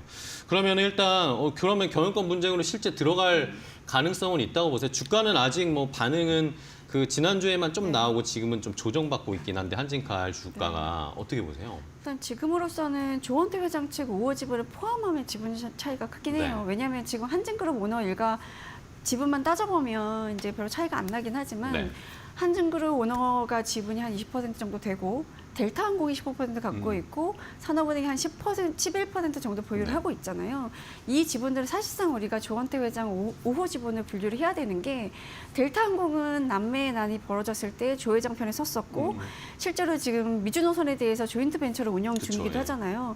이런 사업적 관계 때문에라도 경영 분쟁이 났을 때 현 경영진의 편을 들 수밖에 없는 상황이고요. 산은 같은 경우는 사실 이 유상증자에 참여해서 지분을 확보한 계기가 2020년에 아시아나 인수 지원을 위해서였던 네네네. 거잖아요. 그러니까 그 지금 아시아나하고 대한항 합병 과정이 계속 진행 중인 상황인데 그때 이제 조 회장한테 힘을 실어준 적이 있기 때문에 그때 당시 산은이 매입한 지분 보유 회수가 2021년 12월에 끝났는데도 지분을 아직 들고 있는 상황인 거예요.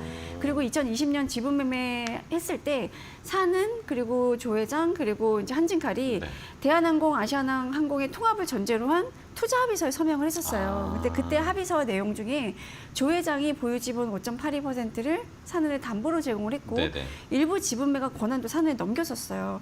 그러니까 이 셋은 이제 한 배를 탔다라고 그렇네요. 보는 게 맞기 때문에 뭐 델타항공 지분이라든가 지금 산업은행 보유 지분은 다 이제 조 회장의 우호 지분으로 이제 분류하는 게 맞고 요 지분을 다 합하면 한 45% 정도 나오거든요. 격차가 좀 근데 있네요. 여기에 지금은 지분 5% 미만이라서 공시되지 않은 주주 중에서 네이버 그리고 GS그룹 그리고 이제 한일시멘트 이런 곳들이 있는데 이런 것들이 보유하고 있는 지분이 한 3.85% 정도로 추정이 되고 있습니다. 네네. 근데 이 지분까지 합하면 이제 50%를 넘는 거죠. 그렇네요. 그렇다고 하면 호반그룹의 지금 18% 정도로는 이제 경영권 싸움은 안 될 텐데 물론 이제 보유하고 있는 지분이 어느 정도 되고 이대주주니까 이사회 진입을 시도하는 정도는 이제 가능하겠지만 경영권을 가져올 정도는 안 된다는 평가이고 뭐 이런 내용의 보고서를 이제 어제 NH 투자증권이 좀 냈거든요. 네. 그러면서 시장에서는 경영권 분쟁까지 확대되기는 아직 이르네. 뭐 이런 이제 판단 때문에 이제 주가가 좀 떨어진 것 네. 같기는 합니다. 네.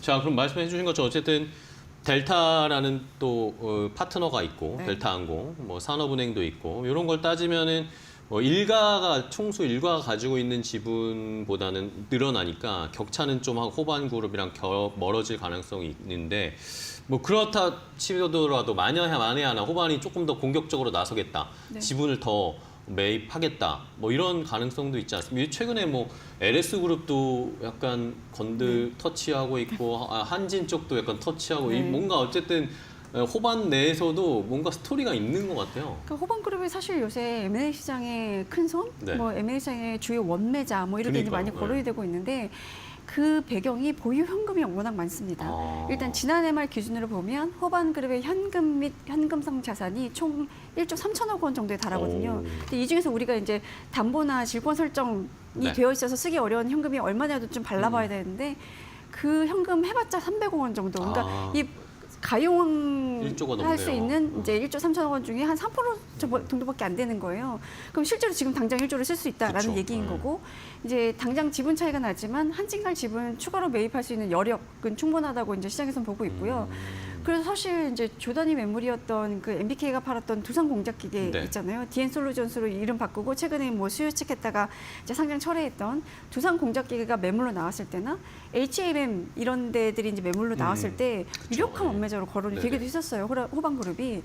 그리고 또 사실 이제 호반그룹이 M&A나 이런 다른 기업의 지분 추가 매입에 적극 나선 데에는 이제 경영권 승계 작업 중인 이제 장남의 역량도 있다라고 그래요? 분석이 좀 되고 있는데, 이제 창업주가 김상열 호반건설 회장이신데 이분 이제 이남 일녀를 뒀거든요. 그 중에 이제 첫째가 김대현 현재 호반건설 사장을 맡고 있는 네네. 분인데, 이분이 이제 2011년에 호반에 입사해서 경영 수업을 시작한 이후에 뭐 초고속 승진을 합니다. 그래서 2020년에 기획총괄 사장으로 승진을 했고 지금 호반건설 지분 55% 정도를 보유하고 있는 최재주주예요. 그 호반그룹 M&A는 사실 이제 김대원 사장이 사장 승진 이후에 본격화됐다라는 네네. 이제 얘기가 나오고 있는데, 2021년에 대한전선 인수했고 그 이후에 이제 서울신문이라든가 폴라리스 쇼핑 소수 지분 인수, 그 이후에 한일칼 지분 매입, 그리고 LS 지분 매입까지 약간 김대원 사장을 중심으로 한 이제 지분 매입이라든가 인수가 이제 계속 이루어졌거든요. 네네.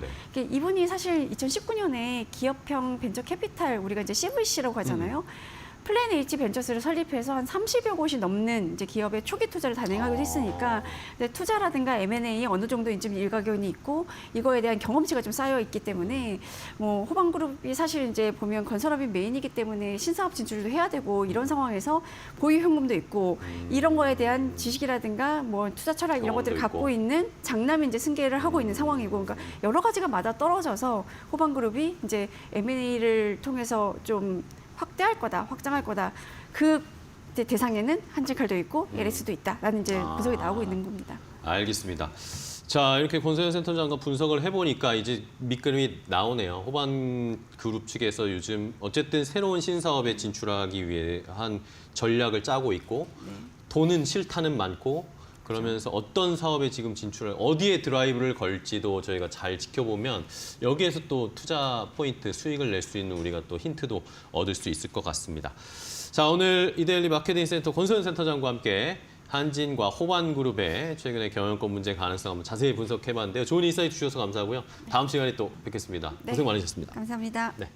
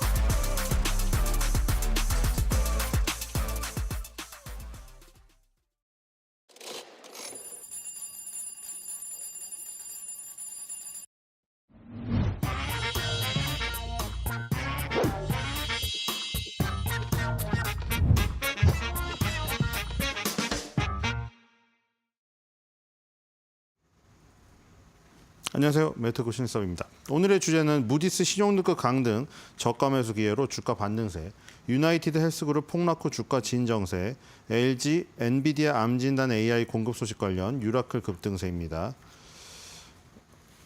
자, 지금 관세 전쟁, 그 다음에 무디스의 신용등급 강등, 여러 이슈가 있었지만 주식시장은 계속 계단식으로 밀고 올라가고 있습니다. 자, 이렇기 때문에 미국 주식시장이죠. 미국 주식시장은 이렇게 지금 승승장구를 하니까 사실 태클 걸 여지가 점점 없어지네요. 그렇죠? 이게 약간 게임이라면은 트럼프 행정부에 계속해서 어떤 난이도가 높아지는 계속 미션이 주어지는데 그 미션을 격파하는 느낌이 들어요. 그러니까 계속 얘기 들었지만 미국의 대통령이 되어서 책임감이 있으니 아무것도 안 하고 태평하게 놀다가 나올 순 없죠. 그렇다고 해서 어거지로 그냥 일을 한다고 해서 잘 되는 것도 아니고. 자, 그래서 트럼프에 대해 어떤 찬반을 떠나서 지금 이런 정책들이 사실은 굉장히 리스키하거든요. 그리고 자신에게 도전이고. 왜냐하면 지금 솔직히 말해서 1기 때만큼만 하고 나와도 욕을 먹는다고 하더라도 법적인 문제만 안 걸리면 되잖아요. 근데 지금 예를 들어서 관세 전쟁을 걸거나 그리고 지금 이런 지금 상황 속에서 사실 어려움이 많을 걸 당연히 예상된 거 아니에요? 전 세계를 상대로 싸움을 거는 거기 때문에. 그래서 자기가 이제 주가나 채권이나 달러나 이런 것들이 흔들릴 거 누가 예상 못했겠습니까? 그럼에도 불구하고 그 길을 뛰어들었다는 것이죠. 물론 미국 민주당에서는 그렇게 미국 경제를 망치고 그렇게 오락가락하는 정책을 펼칠 그 위치에 자기가 와가지고 그런 걸 하니까 싫다. 왜 그러냐? 빨리 내려와라. 탄핵해야 된다. 이러고 있긴 하지만 자, 지금 하나씩 계속 격파를 하고 있습니다. 자, 다우 산업지수를 보겠습니다. 다우 산업지수 120개선 돌파하면서 끝났습니다. 그러니까 이 지수가 이렇게 가니까 그걸 무시할 수가 없는 거죠. 내가 이것을 감안을 하면서 어쨌든 난 이런 어려움은 알지만 이건 사실 불가능한 미션 같이 보이잖아요. 그렇죠? 주식시장도 1기 때만큼 좋게 만들어서 월가를 환호하게 만들겠다. 그리고 전 세계를 대상으로 관세 전쟁을 펼칠 건데 우리는 무조건 다 승리할 것이고 중국도 땅덩어리만 조금 클 뿐이지 다른 나라랑 다를 바가 없다. 그리고 중국을 테이블로 끌어 당겨서 우리가 중국에 가서 장사할 수 있게 지금 발판을 마련했다. 아무도 못했던 일이고 1기 때 내가 하려다가 마지막에 실패했던 것을 나는 마침표를 찍을 것이다. 이런 거. 그리고 이제 무디스의 신용등급 강등 같은 건 사실 자기도 예상 못했을 거 아닙니까? 그것도 그냥 예전에 이미 2개의 신용평가사가 했던 일을 뒷북을 치는 것이다. 그러자마자 신용등급 강등 싸그리 무시하고 시장이 신고가에 가버리고. 이러니까 아까 말한 저는 게임 얘기를 하는 거예요. 하나 둘씩 난이도 높은 어떤 미션이 계속 떨어져도 그것을 이겨내고 물론 지금 이제 1년 차가 안 됐지만 만약에 4년 차까지 이것을 계속 이런 게 뭐가 나타날지 모르겠죠. 자신이 예상한 어려움도 있을 것이고 이렇게 무디스 같이 신용등급 강등 혹은 무슨 우크라이나 러시아의 전쟁이 끝나는 것들이 연기되는 부분 이런 갑툭튀하는 것들이 있겠죠. 뭔가가 4년 동안 만약에 그걸 계속 이겨내고 4년 임기 마감할 때 주가 사상 최고가에 이 여러 가지 문제점들을 대부분 해결하고 끝나면 정말 자기가 원하는 대로 자기가 맨날 무슨 역대 대통령 중에 링컨 대통령보다 내가 더 업적을 남기겠다 이런 말을 해서 사람들이 어떤 일부 사람들은 또 비웃고도 있잖아요. 그 비웃음을 이기고 정말 업적을 남길 수도 있는 그런 지금 상황이 될 수도 있다. 물론 지켜봐야겠죠. 근데 지금 이 짧은 기간 속에서는 이 주가가 상승을 하면서 그런 것들을 힘을 실어주고 있다는 거죠. 트럼프에게. 주식시장이 좋으면 사람들이 전부 그냥 좋은 평가를 해요. 투자자들이 제일 욕할 때가 언제죠? 주식시장이 내가 사서 하락을 해가지고 손실을 크게 봤을 때 정부에게 화살을 돌립니다. 정부가 정책 오락가락하고 관세 정책 괜히 손대가지고 벌집 건드려가지고 내 중요한 자산, 소중한 자산에 피해를 미치면은 정말 사람이 미워지고 싫어지고 내가 그 정치 성향으로 지지를 했다고 하더라도 돌아설 수도 있어요. 그렇기 때문에 주식시장이 오르면은 모든 것이 좋다. 그렇기 때문에 지금 그 다우존스 30이 121선 돌파하고 끝난 것은 의미가 깊습니다. 자, 다우 30 종목 중에서 유나이티드 헬스그룹 8.21% 급등했습니다. 유나이티드 헬스그룹이 다우존스 30에서는 가장 영향력이 높다고 말씀드렸죠. 그다음에 머크랑 암젠 같은 이 의료, 제약바이오 회사도 지금 반등했습니다. 자, 이 부분도 마찬가지죠. 지금 트럼프가 이 부분 몰랐을까요? 바보가 아니죠. 트럼프도 똑똑한 사람이잖아요. 그런데 예를 들어서 제약바이오에 칼을 들이밀었을 때 제약바이오의 기업 주가가 떨어지는 것을 예상을 못했을 까 당연히 예상했죠. 그거 예상하고도 보건복지부 장관에 누구 앉혔습니까? 자신은 미국을 위대하게, 보건복지부 장관 케네디는 뭐예요? 미국을 다시 건강하게. 그래서 맥도날드 햄버거도 안 먹잖아. 그래서 벤스 부통령이 맥도날드 햄버거 먹어보라고 권해서 겨우 에어포스 원에서 입대고 있잖아요. 자기는 목소리는 건강하시지 않더라고. 막 목소리 이렇게 하는데 몸은 그 나이에 식스팩 같은 거 키우고 계시더라고요. 어쨌든 간에 제약바이오 기업에 칼을 들이밀었는데 그래서 제약바이오 기업에 처음에 빠졌죠. 근데 주가가 다시 반등을 합니다. 유나이티드 헬스그룹도 지금 반등을 하고요. 이 칼을 들이밀어 가지고 잠깐의 어떤 주가 부침이 있을지언정 그게 다시 건강하게 만들어갖고 주가도 되돌려 올라가는 그걸 바란 건데 굉장히 생각했던 것보다 빠른 시일 내에 오르고 있는 것이죠. 그러니까 지금 계속 인생의 스냅샷, 뭐 주시장은 하루하루 그 변동하는 거 이렇게 강조하는 이유가 내가 이 부분만 이겨내고 조금만 견뎌주시면 좋을 때가 오니 좀만 견뎌달라 이건데 사람들은 조금만이라는 그 수치 자체가 굉장히 짧잖아요. 이틀만 주가 급락해도 못 참고 욕해요. 그렇죠? 그런 어떤 그 사람들의 어떤 굉장히 짧은 그 타이밍에도 맞출 정도로 의외로 빠르죠. 원래 정부 정책이란 게 1년, 2년을 씨앗을 심어야 3, 4년째 나타나는 거기 때문에 중간 선거도 있고 해서 사람들이 대부분 손을 못 대요. 그렇죠? 손을 대서 장기적인 어떤 흐름을 지금 밝히기에는 사람들이 너무 성격이 급해서 못 기다려준단 말이에요. 근데 주가가 일단 5, 6주 만에 지금 회복을 했기 때문에 그렇죠. 강력하게 말할 수 있는 지금 어떻게 보면 복을 받았죠.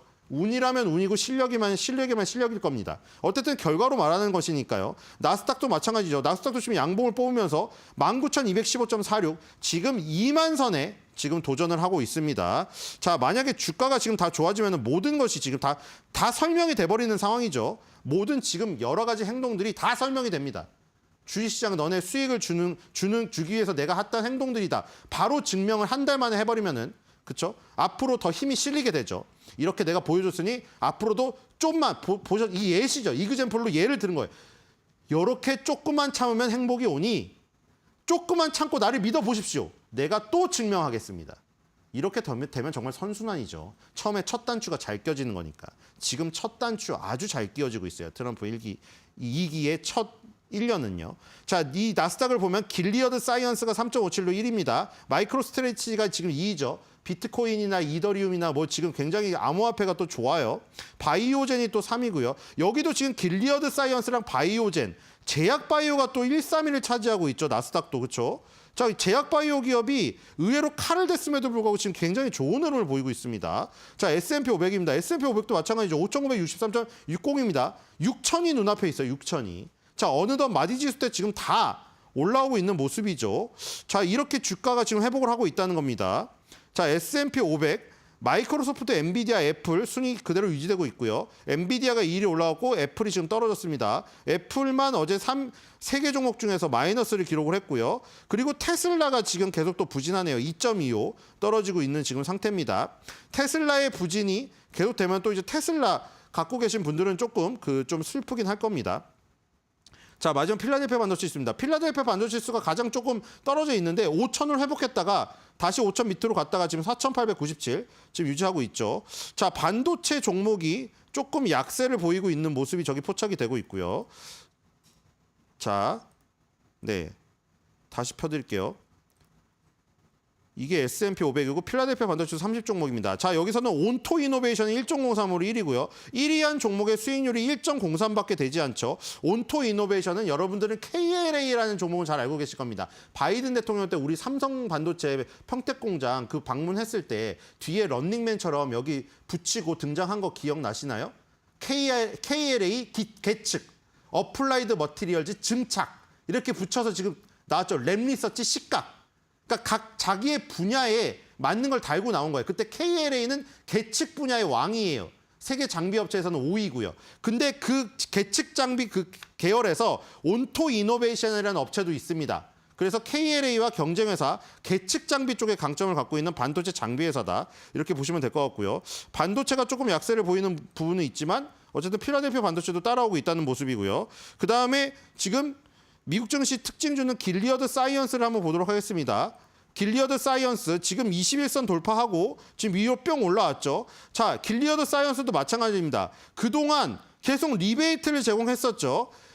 정부랑 여러 주에 돈을 뿌렸습니다. 2억 200만 달러를 뿌려가지고 11년부터 17년까지 뭐 했습니까? 그 돈으로 의사들한테 식사비, 여행경비 형태로 리베이트 제공했습니다. 자, 우리나라도 리베이트 쌍벌자 얘기 들어보셨죠? 우리나라의 영업사원들 진짜 힘듭니다. 사모님들 운전기사 역할하면서 약국 영업사원들이 그거 대형 병원에 약품 하나 넣어보려고 뒤치다거리를 다 해주고 그거 넣은 겁니다. 그 리베이트 쌍벌자라고 약국하고 제약회사하고 이 지금 대형 병원 의사를 같이 처벌하는 쌍벌자가 계속 있었습니다만 그게 지금 없어지지 않고 있어요. 영업 관행이. 지금 길리어드 사이언스 같은 이 대기업도 마찬가지예요. 백신에 강점이 있는 회사인데 이렇게 돈을 왕창 뿌리면서 의사들에게 여행도 시켜주고 이 밥도 먹여가면서 이렇게 했단 말이에요. 그래서 트럼프가 이거를 칼질을 하려고 한 겁니다. 지금. 그래서 칼질을 하려고 지금 처방약 가격도 확 깎으면서 아까 그 부적절했던 로비스트에게 돈을 바치는 관행에 칼을 댔어요. 그래서 지금 초반에는 제약바이오가 빠졌는데 길리어드 사이언스도 어느덧 주가가 $100로 회복하는 모습입니다. 자, 이렇게 되면 건강해지죠. 건강해지면서 주가까지 오르면은 그쵸, 윈인이겠죠. 지금 아주 좋은 모습이고요. 자, 일본 니케이 증시를 보도록 하겠습니다. 일본 니케이 증시도 지금 미리 사실 38,500을 돌파했었죠. 돌파하고 지금 조금 주저앉은 모습이지만 지금 20일, 60일, 120일, 5일, 10일 모든 이동평균선 위에 지금 올라와 있는 모습이죠. 아주 좋은 모습입니다. 일본 시가총액 상위 그리고 상승률 상위 보면은 도요타 산업이 7.71로 오르고요. 소니가 3.12, 리크루팅 홀디스가 2.88 정도 오르고 있습니다. 자, 오늘 제일 많이 오르는 거는 도요타 산업이고요. 자, 그다음에 대만 가권지수 보겠습니다. 대만 가권지수도 지금 열려서 이 지금 그 우리나라의 시차를 넘어서서 지금 열리고 있죠. 시차를 감안하고 10시 20분에 여러분들 보실 수 있어요. 자, 21,686.96 이것도 마찬가지죠. 이동평균선을 다 뚫고 일단 위로 올라온 모습이고요. 니케이랑 대만 지수도 지금 회복을 하고 있습니다. 이 남은 관건은 저기겠죠. 알칩테크가 오늘 상한가를 갔네요. 일단 알칩테크가 상한가를 갔는데 얘네들은 플러스 마이너스 10%입니다. 자, 알칩테크는 뭐 하는 회사냐? 가교 역할을 하는 회사입니다. 예를 들어서 팹리스 회사에서 설계도를 그려가지고 그 TSMC 같은 제조업체로 넘겨줄 때 설계도를 바로 공정에 적용할 수 있도록 조금 가공해서 그려주는 업체, 바로 칩리스 업체가 알칩테크예요. 칩이 들어가 있죠. 그래서 알칩테크가 오늘 상한가를 갔기 때문에 아까 반도체 지수, 필라델피아 반도체 지수의 상승은 조금 약했습니다만 KLA의 그 경쟁회사가 지금 상승률 1위를 기록한 것처럼 여기도 알칩테크, AS 테크놀로지 이런 반도체 소부장들이 지금 강세를 보이고 있다는 거 포착이 되고 있습니다. 자, 우리나라로 이제 넘어가도록 하겠습니다. 자, 코스피, 코스닥 둘 다 플러스를 기록하고 있네요. 코스닥은 지금 2,605.86, 2,600선을 돌파했네요. 그렇죠? 코스닥은 717.17. 코스닥이 좀 아쉬운데 코스닥이 730선을 넘어섰다가 지금 어저께 개파락을 지금 띄우고 오늘 지금 시작을 했는데 개파락을 넘어서지 못하고 있는 모습이 보이고 있네요. 자, 그다음에 코스피 시총 상위 종목들 살펴보도록 하겠습니다. 코스피 시총 상위 종목 오늘 마이너스가 좀 많이 보이네요. LG에너지솔루션이 4.63, HD현대중공업이 4.25. 자, 요즘 들어서 뭐 2차 전지인 LG에너지솔루션은 워낙 요즘에 보통 안 좋았지만 6위에 하나에어로스페이스 방산하고 10위에 HD현대중공업, 방산조선이 요즘에 좀 약세를 보이고 있죠. 그렇죠? 그리고 오늘 SK하이닉스, 삼성전자는 플러스를 기록하고 있습니다. 오늘 가장 눈에 띄는 건 역시 두산에너빌리티군요. 그렇죠? 지금 뭐 대선 토론회에서 나왔습니다만 뭐 사실 좀 웃음이 나오긴 했는데 원자력이 그렇죠? 여러분들 아시겠지만 원자력의 강점이 분명히 있어요. 거기서 토론에서 많이 나왔죠. 보셨죠? 어떤 대선 주자가 이런 말을 했어요. 원자력 발전소 위에다가 뭐 옛날에 일본에 터뜨렸던 그 폭탄만큼 터뜨려도 무사하다. 뭐 이런 얘기도 있었고 반대쪽에서는 뭐 체르노빌 얘기를 하면서 둘 다 약간 극단의 얘기를 했죠. 체르노빌 얘기를 하면서 재생에너지를 섞어야 된다. 뭐 얘기도 했습니다. 어쨌든 거기서 두산 에너빌리티가 등장했어요, 직접. 물론 그 대선 주자 입에서는 두산 중공업이라고 표현을 했지만 두산 에너빌리티죠. 두산 중공업이. 두산 에너빌리티가 역시 원자력 그리고 해상풍력 둘 다 하고 있는 업체이기 때문에 계속해서 얘기가 거론될 것이라는 거. 자, 코스닥은 상승률 상에 좀 플러스가 더 많습니다.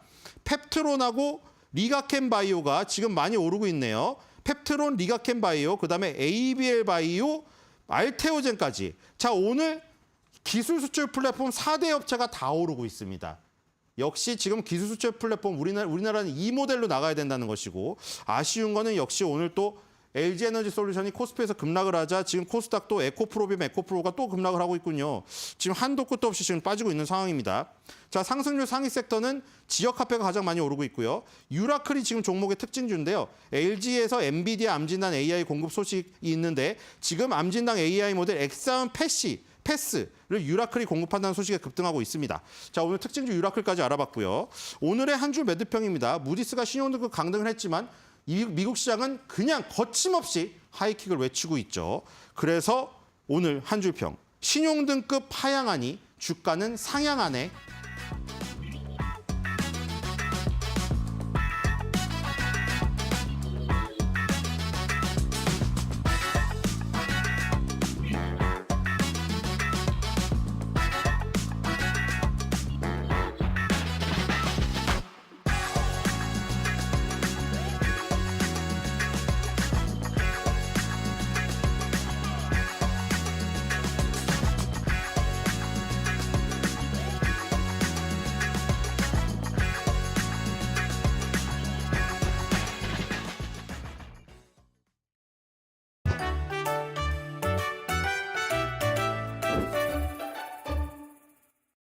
안녕하세요. 오늘은 경제 뉴스를 볼 때 자주 등장하는 강달러, 약달러에 대해 알려드리려고 해요. 취임 전부터 고평가된 달러에 대해 반감을 드러냈던 트럼프 대통령. 하지만 관세 정책과 미국의 패권 유지 방침 등 달러 강세를 유발하며 오락가락 정책을 펼치고 있는데요. 때문에 달러 가치의 불확실성이 커지고 시장의 혼란을 키우고 있습니다. 먼저 강달러는 미국 달러의 가치가 다른 나라 통화에 비해 높아지는 현상을 말합니다. 반대로 약달러는 달러 가치가 상대적으로 낮아지는 상황이죠. 이 두 가지는 단순한 환율의 변화가 아니라 세계 경제는 물론 우리 삶에도 큰 영향을 주는 아주 중요한 지표입니다. 달러가 강세일 경우 미국은 수입 상품의 가격이 저렴해져서 미국 소비자에게 유리하지만 미국 기업이 해외에 물건을 팔 때는 가격 경쟁력이 떨어집니다. 우리나라의 경우 원자재를 포함해 수입되는 물건들의 가격이 오르기 때문에 물가 상승 압력도 커지게 됩니다. 또 외화 부채를 상환해야 할 경우에도 부담이 커지게 되는 거죠. 반대로 약달러의 경우에 미국 제품이 해외에 싸게 공급되는 건데요. 따라서 미국의 입장에서는 수출이 늘게 되고 무역 적자를 줄이는데 도움이 됩니다. 트럼프 대통령이 미국 내 제조업을 살리고 무역 적자를 줄이기 위해 약달러 정책을 선호한다고 말한 것이 바로 이런 맥락 때문입니다. 그렇다면 달러 가치가 실제로 얼마나 강한지 혹은 약한지를 어떻게 알 수 있을까요? 바로 달러 인덱스입니다. 달러 인덱스는 미국 달러의 가치를 유로, 엔, 파운드, 캐나다 달러, 스웨덴 크로나, 스위스 프랑 등 6개 주요 통화와 비교해 산출한 지수인데요. 미국과의 교역 규모와 중요도를 기준으로 비중이 설정되어 있습니다. 달러 인덱스는 기준점이 100인데요. 100을 기준으로 100보다 높으면 달러가 강세라는 뜻이고 100보다 낮다면 약세라는 뜻입니다. 달러 인덱스는 투자자를 비롯 각국 기업들과 정부들 모두 예의주시하는데요.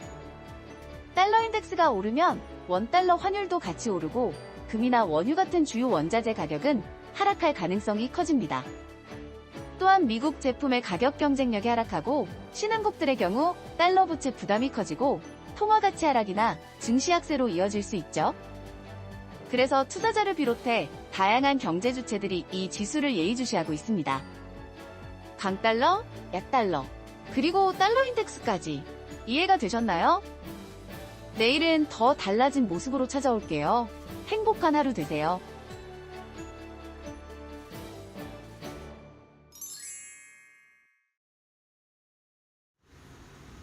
미국 증시가 신용등급 강등 문제에 큰 영향을 받지 않는 모습이 나왔습니다. 3대 지수 모두 상승 마감했는데 오늘 한국 증시도 한시름 놓고 전날 하락폭을 만회하고 있습니다. 다만 양지수 모두 장 초반에 많이 올랐었는데 오름폭을 줄이고 현재 보합권 내에서 거래되고 있는데요. 구체적인 지수 상황 함께 살펴보시죠. 현재 시간 기준으로 코스피 지수 0.1%가량 오른 2,605선에서 거래되고 있습니다. 코스닥 지수는 0.44% 오른 716.87포인트로 거래 중입니다. 다음으로 투자자들 매매 동향도 함께 살펴보시죠. 현재 투자자들의 수급 상황 어떻게 진행되고 있을까요? 코스피는 장중 외국인과 기관의 순매수가 이어졌지만 다시 순매도로 전환됐습니다. 외국인과 기관 순매도를 보이고 있고요. 개인만 사자세 보이고 있습니다. 코스닥 시장도 함께 살펴보시죠. 코스닥 시장은 코스피와 다른 모습 보입니다. 외국인과 기관의 순매수 이어지고 있고요. 개인만 팔자세 보이고 있습니다. 다음으로 환율도 함께 살펴보시죠. 미국 신용등급 하락에 대해서 미증시는 큰 영향이 없었지만 미국 경기에 대한 불안 심리는 여전합니다. 달러화에 대한 투자 심리가 흔들리면서 달러 약세로 오늘 환율이 하락하면서 출발을 했는데 다시금 조금 전장 대비 상승하는 모습을 보이면서 0.28% 오른 1393선에서 거래되고 있습니다. 네, 이렇게 오늘 시장 상황 살펴봤는데요. 다음으로 투자 뉴스도 함께 살펴보시죠. LG그룹의 인공지능 싱크탱크인 LG AI 연구원이 엔비디아의 의료 AI 플랫폼에 암 진단 치료용 AI를 공급했다는 소식에 오늘 관련주가 일제히 강세를 보이고 있습니다. 업계에 따르면 LG AI 연구원이 지난해 말 공개한 암 진단 치료용 AI인 엑사원 패스가 최근 엔비디아가 운영하는 의료 AI 플랫폼인 모나이에 탑재됐다고 밝혔습니다. 엑사원 패스는 기존 유전자 검사 단계 없이도 유전자 변이를 예측하고 적합한 치료 방법과 약의 종류를 결정할 수 있게 하는 AI 모델입니다. 이러한 소식에 AI 모바일 플랫폼 전문 기업으로 지난 3월 LG AI 연구원과 사업 협력을 위한 파트너십을 체결한 유라클이 장중 상한가를 기록하고 현재 시간 기준으로 25%가량 오르고 있습니다. 같은 시간 원료 의약품 또 의약품 위탁 개발 생산 기업인 폴라리스 AI 파마도 전장보다 5.12% 오른 2,875선에서 움직이고 있습니다. LG 주가도 함께 보겠습니다. LG 주가는 현재 시간 기준으로 1.32% 오른 69,100원 선에서 거래 중입니다. 미용 의료기기 기업 바이오비주가 상장 첫날인 오늘 장중 공모가 대비 180% 이상 급등했습니다. 바이오비주는 2018년 설립된 메디컬 에스테틱 기업으로 스킨 부스터, 히알루로산 필러 등 다양한 메디컬 에스테틱 제품을 자체적으로 개발하고 생산, 판매까지 하는 기업입니다. K뷰티 열풍 속에 기업 공개 절차를 밟는 과정에서도 흥행 가도를 달리면서 앞선 수요 예측에서 공모가는 희망 범위 상단인 9,100원으로 결정됐습니다. 바이오비주는 이번 상장을 통해 확보한 자금을 이 공장 신설과 연구개발 등에 투입할 예정이라고 밝혔습니다. 오늘 바이오비주 주가는 장 초반 한때 최고 190% 넘게 상승률을 가져가다 현재 시간 기준 156%가량 오른 23,250원 선에서 거래되고 있습니다. 엔비디아가 인공지능 도구를 만들고 배포하는 데 필요한 칩 연결 기술 NVLink 퓨전을 출시하고 인공지능 생태계 확대를 강조한 가운데 오늘 국내 반도체주가 일제히 강세를 보이고 있습니다. 현지 시간 19일 외신에 따르면 대만에서 열리는 컴퓨텍스 행사에 참여한 젠슨 황 엔비디아 최고 경영자는 이날 NVLink 퓨전 기술을 출시하고 판매에 들어간다고 발표했습니다. 젠슨 황은 NVLink 퓨전을 통해 엔비디아 칩과 다양한 CPU 및 주문형 반도체를 결합할 수 있다며 반맞춤형 AI 인프라를 구축할 수 있게 해준다고 말했습니다.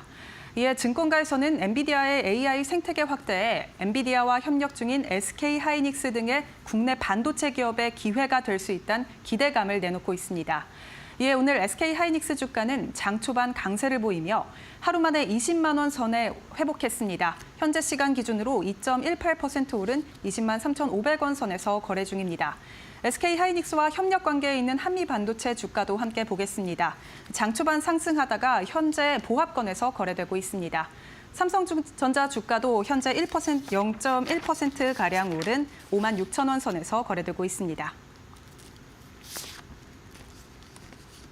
네, 오늘 전반적으로 우리 증시 어제 하락폭을 조금은 만회하고 있는 모습인데요. 시장에서 주목할 만한 특정적인 이슈들 위주로 크게 움직이는 장세 보이고 있습니다. 오늘 뉴스에 대한 좀 더 자세한 분석 계속해서 저희와 함께 알아보시죠. 네, 반도체 섹터 많이들 궁금하실 것 같습니다. 중동발 이슈도 있고 젠슨항 엔비디아 CEO가 뭐 어디 가서 기조연설했다는데 AI 반도체 생태계 얘기를 했고 신제품 공개 뭐 상당하죠. 투자 전략에 대해서 세부적으로 오늘 낱낱이 파헤쳐 보도록 하겠습니다. 제 옆에 김장렬 유니스토리 자산운용 투자전략본부장 나와 계십니다. 어서 오십시오. 네, 안녕하십니까? 네. 일단 이 질문부터 드릴게요. 이게 이제 전체 줄기에서도 중요한 부분이 있어서 미국 쪽에서 신용등급 강등 이슈가 나왔잖아요. 그렇죠. 그래서 코스피 오늘 가까스로 2,600선을 사수하고 있습니다만 네네. 어제는 내줬습니다. 그런데 제가 궁금한 건 반도체 섹터의 영향입니다. 네네. 뭐 오늘 뉴스 보니까 뭐 오름세를 기록하고 있지만 네네. 전반적으로는 투자 심리에 어떤 영향을 미칠까요? 오늘 네. 시장이 좀 애매하죠? 아까 0.78%다가 지금 거의 보합으로 끝나고 네. 있잖아요. 일단 결론적으로 오늘 지금 그 코스피 코스닥이 이제 초반에 강세 가다가 좀 쭉 힘 빠지는 거는 예, 예. 그 표면적으로 그 강등하는 거하고 아까 그 반도체 관련된 관계 없어요. 2차 전지 때문에. 2차 전지 때문에. 그것도 말씀드리려면 예. 2차 전지가 뭐가 있냐면은 이제 보조금 주잖아요. 예. 그거 이제 IRA 법에 의해서 보조금 주는 거를 1년 앞당겨서 폐지한다고 맞아요. 얼마 촉수. 전에 알려 있었죠. 예, 예. 근데 그게 예. 어저께 나온 얘기가 하원에서 지금 감세안을 상정시키고 있잖아요. 네. 근데 감세안을 상정시키니까 반대하는 사람들이 있거든요. 그럼 돈이 부족하잖아요. 네. 그러니까 이거 돈 아끼는 안을 내놔라 하니까 부채가 늘어서 신용등급이 지금 강등된 판인데 그러니까. 감세를 하면 어떻게 되냐 그래서- 이런 그래서- 의견인 거죠 그쪽에서. 아니 그래서 예. 감세안을 통과시키기 위해서 네. 나온 얘기가 뭐냐면 IRA를 일찍 폐기하자. 그러니까 32년까지 가지 말고 IRA를 28년에 폐기하자는 거예요. 네. 그 누구죠? 2차 전지 보조금 없어지는 거예요. 네. 그러니까 지금 급락해서 그렇게 되는 거예요. 그러니까 요거는 강등하고 직접적인 관련은 없는데 아이러니하게도 저기 신용등급 강등에 따른 여파라고 생각할 수 있죠. 네. 신용등급 강등을 하니까 정부가 가만히 있을 수는 없고 그럼 돈이 있어야 될 거 아닙니까? 그럼 부채를 한도를 높이고 감세를 하면은 대정 어떻게 돼요? 난리가 나니까 방법은 한 가지밖에 없어요. 경제가 빨리 좋아져서 세수가 들어오는 건데 그거 아니면은 세수가 없는데 감세를 할 수도 없고 그럼 어떻게 돼? 줄여야 돼 뭔가. 보조금을. 뭔가 줄여야 되는데 예. 그럼 앞으로 보조금 뭐 하는 것도 다 줄여줄 수 있다는 생각을 들어야 되는 거예요. 아니면 어떻게 되죠? 보조금을 줄이든지 아니면 또 뭐가 할 수 있을까요? 보조금을 줄이지 않으면은 방법이 사실은 거의 없고 그럼요. 한 가지 남은 게 뭐죠? 예. 관세. 예. 관세를 많이 받으려다가 협력해가지고 협상해서 이제 낮추려고 하고 있잖아요. 이게 낮아지기가 쉽지 않을 수도 있어요. 왜 그런지 아세요? 그 돈 나올 데가 없으니까 관세를 30%까지 중국은 낮췄고 다른 나라 25%를 협상하고 있는데 이거는 미국이 씨 부르듯이 확 낮출 거라고 생각을 좀 했을 수도 있는데 이거 만만치 않다. 돈 나올 데가 없으니까. 근데 IRA가 먼저 치고 나온 거지. IRA 폐지 가능성. 하원에서 공화당끼리 잠정 합의. 예. 오늘 그런 거고 반도체 들어와서 반도체는 이 관계없이 어제 좋은 뉴스가 많았습니다. 네, 그렇네요. 뭐가 나왔을까요? 어저께 컴퓨텍스 타이베이라는 대만에서의 반도체에 그 관련되는 회의가 있었는데 네, 젠슨항이 타이페이에서 열렸죠. 젠슨항이 연설을 했어요. 컴퓨텍스 타이베이 설명 좀 해주시겠어요? 어떤 또 이제 것인지? 예. 국제적으로 IT 박람회, 그러니까 우리 전 세계적으로 3대 IT 박람회가 있는데 첫 번째는 이제 CES가 있는 거고, 그렇죠. 두 번째는 MWC라고 해서 모바일 월드 콩그레스, 이 스페인에서 열리는 거, 그리고 이제 타이페이에서 열리는 게 그렇죠. 이게 큰 축이 있는데 거기에 간 거잖아요. 그렇죠. 젠슨항 CEO가. 근데 이제 첫 번째 CES는 라스베가스 하는 거고 네. 전 세계 사람들이 새 벽대 와가지고 자랑하는 거잖아요. 그리고 이제 올 모바일 컨그레스는 모바일 쪽 관련된 예. 쪽이고 스페인에서 하는 거고 이거는 젠슨항이 누구예요? 대만이고 TSMC고 엔비디아고 거기서가 더 중요하죠. 그러니까 어저께 시작한 거, 오늘 시작하는 거에 가장 중요한 게 기조연설이었는데 거기서 신제품을 발표했어요. 아까 앵커님이 말씀하신 것 같은데 뉴스에서 나왔죠. MB 링크. 예, 이게 뭘까요? 우리가 엔비디아 하면은 GPU라는 칩만 생각하는데 칩이 한 개가 아니에요. 하나의 시스템은요, 72개가 들어갑니다. 네. 그러면 GPU와 GPU 간에 뭐 이렇게 커뮤니케이션하고 링크가 돼야 되잖아요. 그 얘네들의 플랫폼, 그 링킹하는 기술이 있는 게 NV 링크예요. 근데 여태까지는 만약에 AI의 그 시스템을 그 데이터 센터 업체들이 하고 싶다. 예. AI 팩토리를 하고 싶으면은 그 NVLink라는 그 엄청 잘 연결되는 GPU가 연결되는 이런 기술을 활용하려면 엔비디아의 GPU, 엔비디아의 CPU, 엔비디아의 스위치, 엔비디아의 네트워크 이런 걸 다 엔비디아 거 써야 돼요. 네. 근데 이번에는 오픈했어요. 그게 개방형. 그러니까 엔비디아 거 GPU는 엔비디아 GPU 안 쓰고 예를 들어서 콜컴 아니면 뭐 마벨, 미디아텍이 자기네들이 개발한 어떤 그런 칩 있잖아요. AI에 해당되는 거. 그걸 쓰면서 연결할 수 있게끔 오픈한 거예요. 그러니까 생태계를 이렇게 확대한 거죠. 그래서 그게 뭐 맞춤형, 그러니까 반도체 맞춤형 ASIC 생태계로 그렇죠. 확장하겠다라는 그 골자인 거죠. 그렇죠. 이게. 파트너가 돼요. 경쟁자가 아니고 마벨이나 미디어텍이 경쟁자가 아니고 파트너가 돼서 얘네들한테도 AI를 확대할 수 있게끔 자기네의 핵심 연결 기술을 네트워크 기술을 오픈한 거예요. 그래서 굉장히 좋은 뉴스예요. 그러면 굉장히 NVLink 퓨전은 중요한 거네요. 아주 중요한 겁니다. 그러니까 NVLink가 아니고 퓨전은 완전히 달라진 거예요. 그러면 어떻게 되냐? 첫 번째, 시장이 AI 시장이 확대되겠죠. 물론 엔비디아가 리더지만은 그러면은 AI 시장 확대되면은 시장이 엄청 좋아진다는 엄청이 아니고 궤도에 올라간다는 얘기가 되는 거예요. 근데 마침 또 어저께 또 다른 뉴스가 나온 게 있어요. 마이크로소프트가요 연례 행사가 있습니다. 뭐 개발자회 비슷한 거라 보시면 돼요. 연례 빌딩가 무슨 빌더 회가 있는데 거기서 자기네들이 그 에이전트 저번에 한번 말씀드렸죠. 에이전틱? 내가 이렇게 주문하면 얘가 생각한 다음에 계획해가지고 실행하고 피드백 주고 이런 비서 역할하는 에이전트 AI를 비전을 발표했어요. 코딩부터 윈도우 검색하는 까지 모든 걸 다 하는 거예요. 그래서 그 무거운 마이크로소프트가 어제 같은 장에도 1% 넘게 올랐어요. 엔비디아의 AI 생태계를 확대하는 안, 그 다음에 에이전트 AI에 대한 마이크로소프트의 그런 뉴스들이 어저께 미국장을 올리는 것에 단순히 그 신용등급 하락에 대해서 아무것도 아니야. 요인만 있는 게 아니기 때문에 중요한 거예요. 그래서 한국에도 그 관련된 주식이 있는데 관련된 주식이 뭐죠? 딱 보면은 하이닉스가 나잖아요. SK 하이닉스. 근데 더 중요한 게 있어요. 이렇게 AI가 확대되잖아요. 데이터 센터 업체들이 엔비디아 거 쓰고 뭐 다른 거 써가지고 데이터 센터를 마구마구 이렇게 하는 의욕이 생기잖아요. 뭐가 부족해요? 전기가 부족하죠. 그래서 전력 설비 쪽이 오늘 쪽. 오르는 흐름들이 나타나는 미국도로 간 것들은 오히려 어저께 엔비디아는 별로 안 올랐거든요. 근데 전력 관련되면 GE 베너버나 이런 거는 4%씩 올랐어요. 한국도 대표적인 올랐죠. HD 현대일렉트릭 포함해서 전력기기가 올라가는 거예요. 그리고 하이닉스도 가는데 하이닉스가 조금 힘이 못 받는 건 뭐냐면은 미국도 마찬가지 경쟁 요인이 있는 거예요. 마이크론하고 경쟁하고 혹시 삼성전자 올라가면은 그렇고 그다음에 우리 AI는 좋은데 일반 휴대폰이나 이런 쪽은 지금 관세 때문에 미리 수요를 땡긴 게 있지 않아? 그러면 가을쯤 되면 수요가 AI 말고 넌 AI는 수요가 다시 내려가는 거 아니야라는 일부 지적이 있다 보니까 이 강세를 그 전력기기만큼 못 가져가는 거예요. 한국이나 미국이나 둘 다. 그래서 삼성전자는 AI도 아직 콜이 안 됐고 이러다 보니까 아까 2차 전지 무너졌죠. 그다음에 하이닉스하고 변압기밖에 없다 보니까 장의 힘을 못 받는다 이렇게 말씀드릴 수 있겠고 AI 관련되는 거는 사실은 시장의 분위기는 연초보다 지금 2월 달보다 더 좋아졌다 이게 팩트입니다. 아 그래요. 읽어보면서 ASIC 기반으로 해서 데이터 시장의 주도권, 시장 점유율을 더 확보하려고 하는 의도다. 이렇게 분석이 되고 있는 거고 그 AI 에이전틱이라고 해서 굉장히 어려운 그런 연산 같은 경우도 추론 뭐 이런 부분 하면서 빠르게 해결하는 게 이제 AI 에이전틱 뭐 이런 설명을 하는데 기계, 구글, 메타뿐만 아니라 이제 개별 기업들도 공략할 수 있는 그렇죠.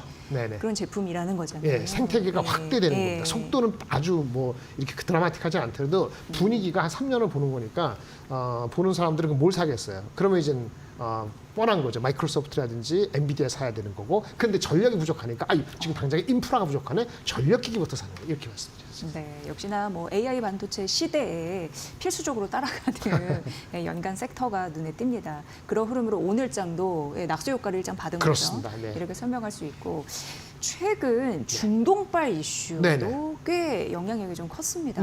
예, 크게 좀 투자를 한다고 미국에도 그렇고 자신 나라의 데이터 센터 구축을 위한 자금도 그렇고 굉장히 큰 단위의 돈이 들어옵니다. 어떻게 보셨습니까? 일단 이거는 지정학적으로 봤을 때 과거에 50년 전에 처음에 원유가 중동에서 미국이 달러 주고 사면서 달러 주고 원유 받고 이런 안정적인 체계를 구축한 게 한 5, 60년 전에 됐단 말이에요. 그래서 우리 이른바 페트로 중동이라고 그러죠. 페트롤리엄, 원유라는 개념에서. 근데 이제 중동도 언제까지 원유 갖고 할 수는 없다 보니까 자기네들도 이제 AI로 하겠다. 근데 AI의 대표적인 게 성능 나타내는 표시가 플롭스라는 단어가 있고 그 앞에 1000조, 1초에 1000조 번 연산하는 게 페타거든요. 페타플롭스. 우리가 기가 아세요? 기가, 테라 이런 거 아시죠? 네네네. 기가에 100만 번. 그게 페타예요. 그러니까 천조 연산할 수 있는 정도의 대명사가 페타플롭스니까 페트로 중동이 이제 페타 시대로 바뀌는 거예요. 그걸 발을한 것이 엔비디아 포함해서 여러 사람들이 갔죠. 이제 트럼프가 이렇게 같이 데려가는데 한마디로 그거는 중국의 수요에 대해서 우리가 액세스를 못할 수 있다는 엔비디아의 걱정이 좀 있지 않습니까? 그게 한 10몇 프로 되는데요. 10몇 프로 되는데 중동도 UAE하고 사우디가 지금 얘기하고 있는 거 보니까 향후 한 5년 내로 한 10에서 15%가 새로 생길 수 있다는 거예요. 그러면 네네. 중국이 조금 빠지더라도 엔비디아 입장이나 미국 입장에서 AI를 팔아먹는 입장에서는 별 크게 문제가 안 된다는 안도의 이슈가 되는 거고 그거는 우리 하이닉스나 이런 데한테도 좋은 뉴스가 되는 거죠. 그래서 지난주에 한 10% 정도 엔비디아가 바닥에서 많이 올랐다. 이렇게 말씀을 드릴 수 있겠습니다. 중동 자본이 들어오니까 미국 내 GPU나 네. 서버의 공급망 확대 네네. 이런 부분에 대해서 당길 여력이 좀 있다. 그럼요. 그렇죠. 물론 그것을 이제 서버 만드는 회사들이 대리나 뭐 저기 중국에 있는데 미국에 와서 짓건 아니면 여태까지 대만에 짓든 그거는 이 위치의 문제고 어제 관세의 문제긴 하지만은 수요가 새롭게 10 to 15, 10에서 15%가 생길 수 있다. 3, 4년 내로. 네. 이거는 매우 포지티브한 이슈라고 볼 수 있겠습니다. 지금 트럼프 중동 외교 때문에 AI가 웃고 있는 상황인데 그렇죠. 팔란티어 종목도요. 네. 추가적으로 투자, 협상에 기대감이 있다. 맞아요. 이런 부분이 좀 나왔어요. 언급되는 게. 네네네. 네, 어떻게 보세요? 어떤 맥락에서 그런 얘기가 이게 나오는 팔란티아가 건지. 잘 헷갈리죠. 네. 팔란티아는 뭐 하는 회사냐면요. 우리 기업 있잖아요. 기업별로 회사가 다르잖아요. 우리 윈도우 OS 아시죠? 윈도우 운영 체계. 예. 그거를 기업별로 만들어주는 회사야. 근데 기업별로 만드니까 엄청나게 보안도 필요하잖아요. 그런데 팔란티어는 여태까지 미국의 정부하고 그런 신뢰에서 보안을 입증받았기 때문에 한마디로 기업별로 데이터를 분석해서 AI를 만들 수 있게끔 해주는 걸 역할을 하는 거란 말이에요. 물론 얘네들이 그 무슨 언어 모델 같은 걸 중점으로 만들지 않습니다. 그거는 뭐 XAI라든지 오픈 AI에서 가져와서 자기네가 쓰는데 얘네들은 그 핵심적인 거를 자기가 만드는 거예요. 근데 이번에 가서 그 기술을 어디다 썼냐면은 그 사우디아라비아의 국방부 있잖아요. 그런 쪽에 국방부에도 들어간 거예요. 그럼 엄청난 파워가 있는 거죠. 그러면 거기에 이제 국방을 현대화하는데 그 국방의 드론이라든지 무기치 시스템, 공격 시스템 같은 경우를 면밀히 관찰해서 AI로 관찰 모니터하고 그거를 패키징할 수 있는 기술이 누가 있느냐? 이제 팔란티어가 있는 거지. 이게 등록이 이번에 다시 한번 부각이 됐기 때문에 팔란티어는 어떻게 보면은 과거에 그 테슬라하고 비슷한 정도의 약간의 어떤 그 기운이 모아진다고 볼 수 있고 밸류에이션이 오래 보지 마시고요. 3년, 4년 뒤에 밸류에이션이 점점 매년 30%씩 더 낮아진다. 그래서 3년, 4년 뒤면은 밸류에이션이 200배가 아니고 한 5, 60배 갈 수 있다는 개념을 가지면은 내려갈 때마다 살 수 있는 그런 주식이다. AI에서는 이제 소프트웨어적으로 봤을 때는 팔란티어하고 셋 이 두 가지 종목 정도가 가장 성능도 좋고 밸류에이션이 높지만은 헤게모니를 갖고 있기 때문에 상당히 지속적으로 본다. 이렇게 보실 필요가 있다. 이번에 사우디하고의 딜 같은 것도 그런 한 방증이다. 이렇게 말씀드리겠습니다. 이제 마지막 질문이 될 것 같은데 네. 사실 이제 중국에서 이제 문제가 생기면은 중동 쪽에서 먹으려고 하는 부분 때문에 네네. 호재라고 얘기하는 건데 사실 미국 빅테크 입장에서는 그 중국 거대한 시장을 놓치기 좀 어렵습니다. 그렇죠. 그런 의미에서 중국은 왜 이런 얘기 나오거든요. 기술 확산인지 기술 통제인지. 네. 근데 많은 빅테크의 주인들은 기술 확산을 해야지 네. 막으면 안 된다 얘기하고 있잖아요. 옳은 엔비디아의 지적이에요. 젠슨 왕도 그렇고. 그렇죠. 어떻게 보세요? 어떤 전략으로? 단기는 가야 기술 될까요? 통제입니다. 예. 어쩔 수 없어요. 미국과의 헤게모니 싸움이 있기 때문에 단기는 기술 통제. 이 단기라는 게 한 달은 아니고 1, 2년은 기술 통제 맞고요. 장기적으로는 한 3년, 5년을 본다면 결국은 시장을 확대하는 게 맞아요. 품어야 돼요. 그래서 미국의 지금 정부가 끝 무렵이나 다음 정권 바뀔 때는 다시 기술 생태계로 시장 생태계 확대로 갈 것 같아요. 근데 단기적으로는 기술 통제를 가지고 간격이 지금 3년 정도 있거든요. 미국이 AI에서 3년 정도 중국에 앞서 있어요. 요거를 조금 더 버려놓은 다음에 조금 더 여유를 갖지 않겠나. 그래서 단기적으로는 기술 통제가 더 우선적이다. 이렇게 말씀드리겠습니다. AI 생태계는 지속적으로 확장될 거니까요. 저희가 주마다 나온 중요한 반도체 이슈는 좀 부탁드립니다. 잘 분석 부탁드리겠어요. 자, 김장렬 유니스토리 자산운용 투자전략본부장의 분석으로 들으셨습니다. 잘 들었습니다. 네, 감사합니다.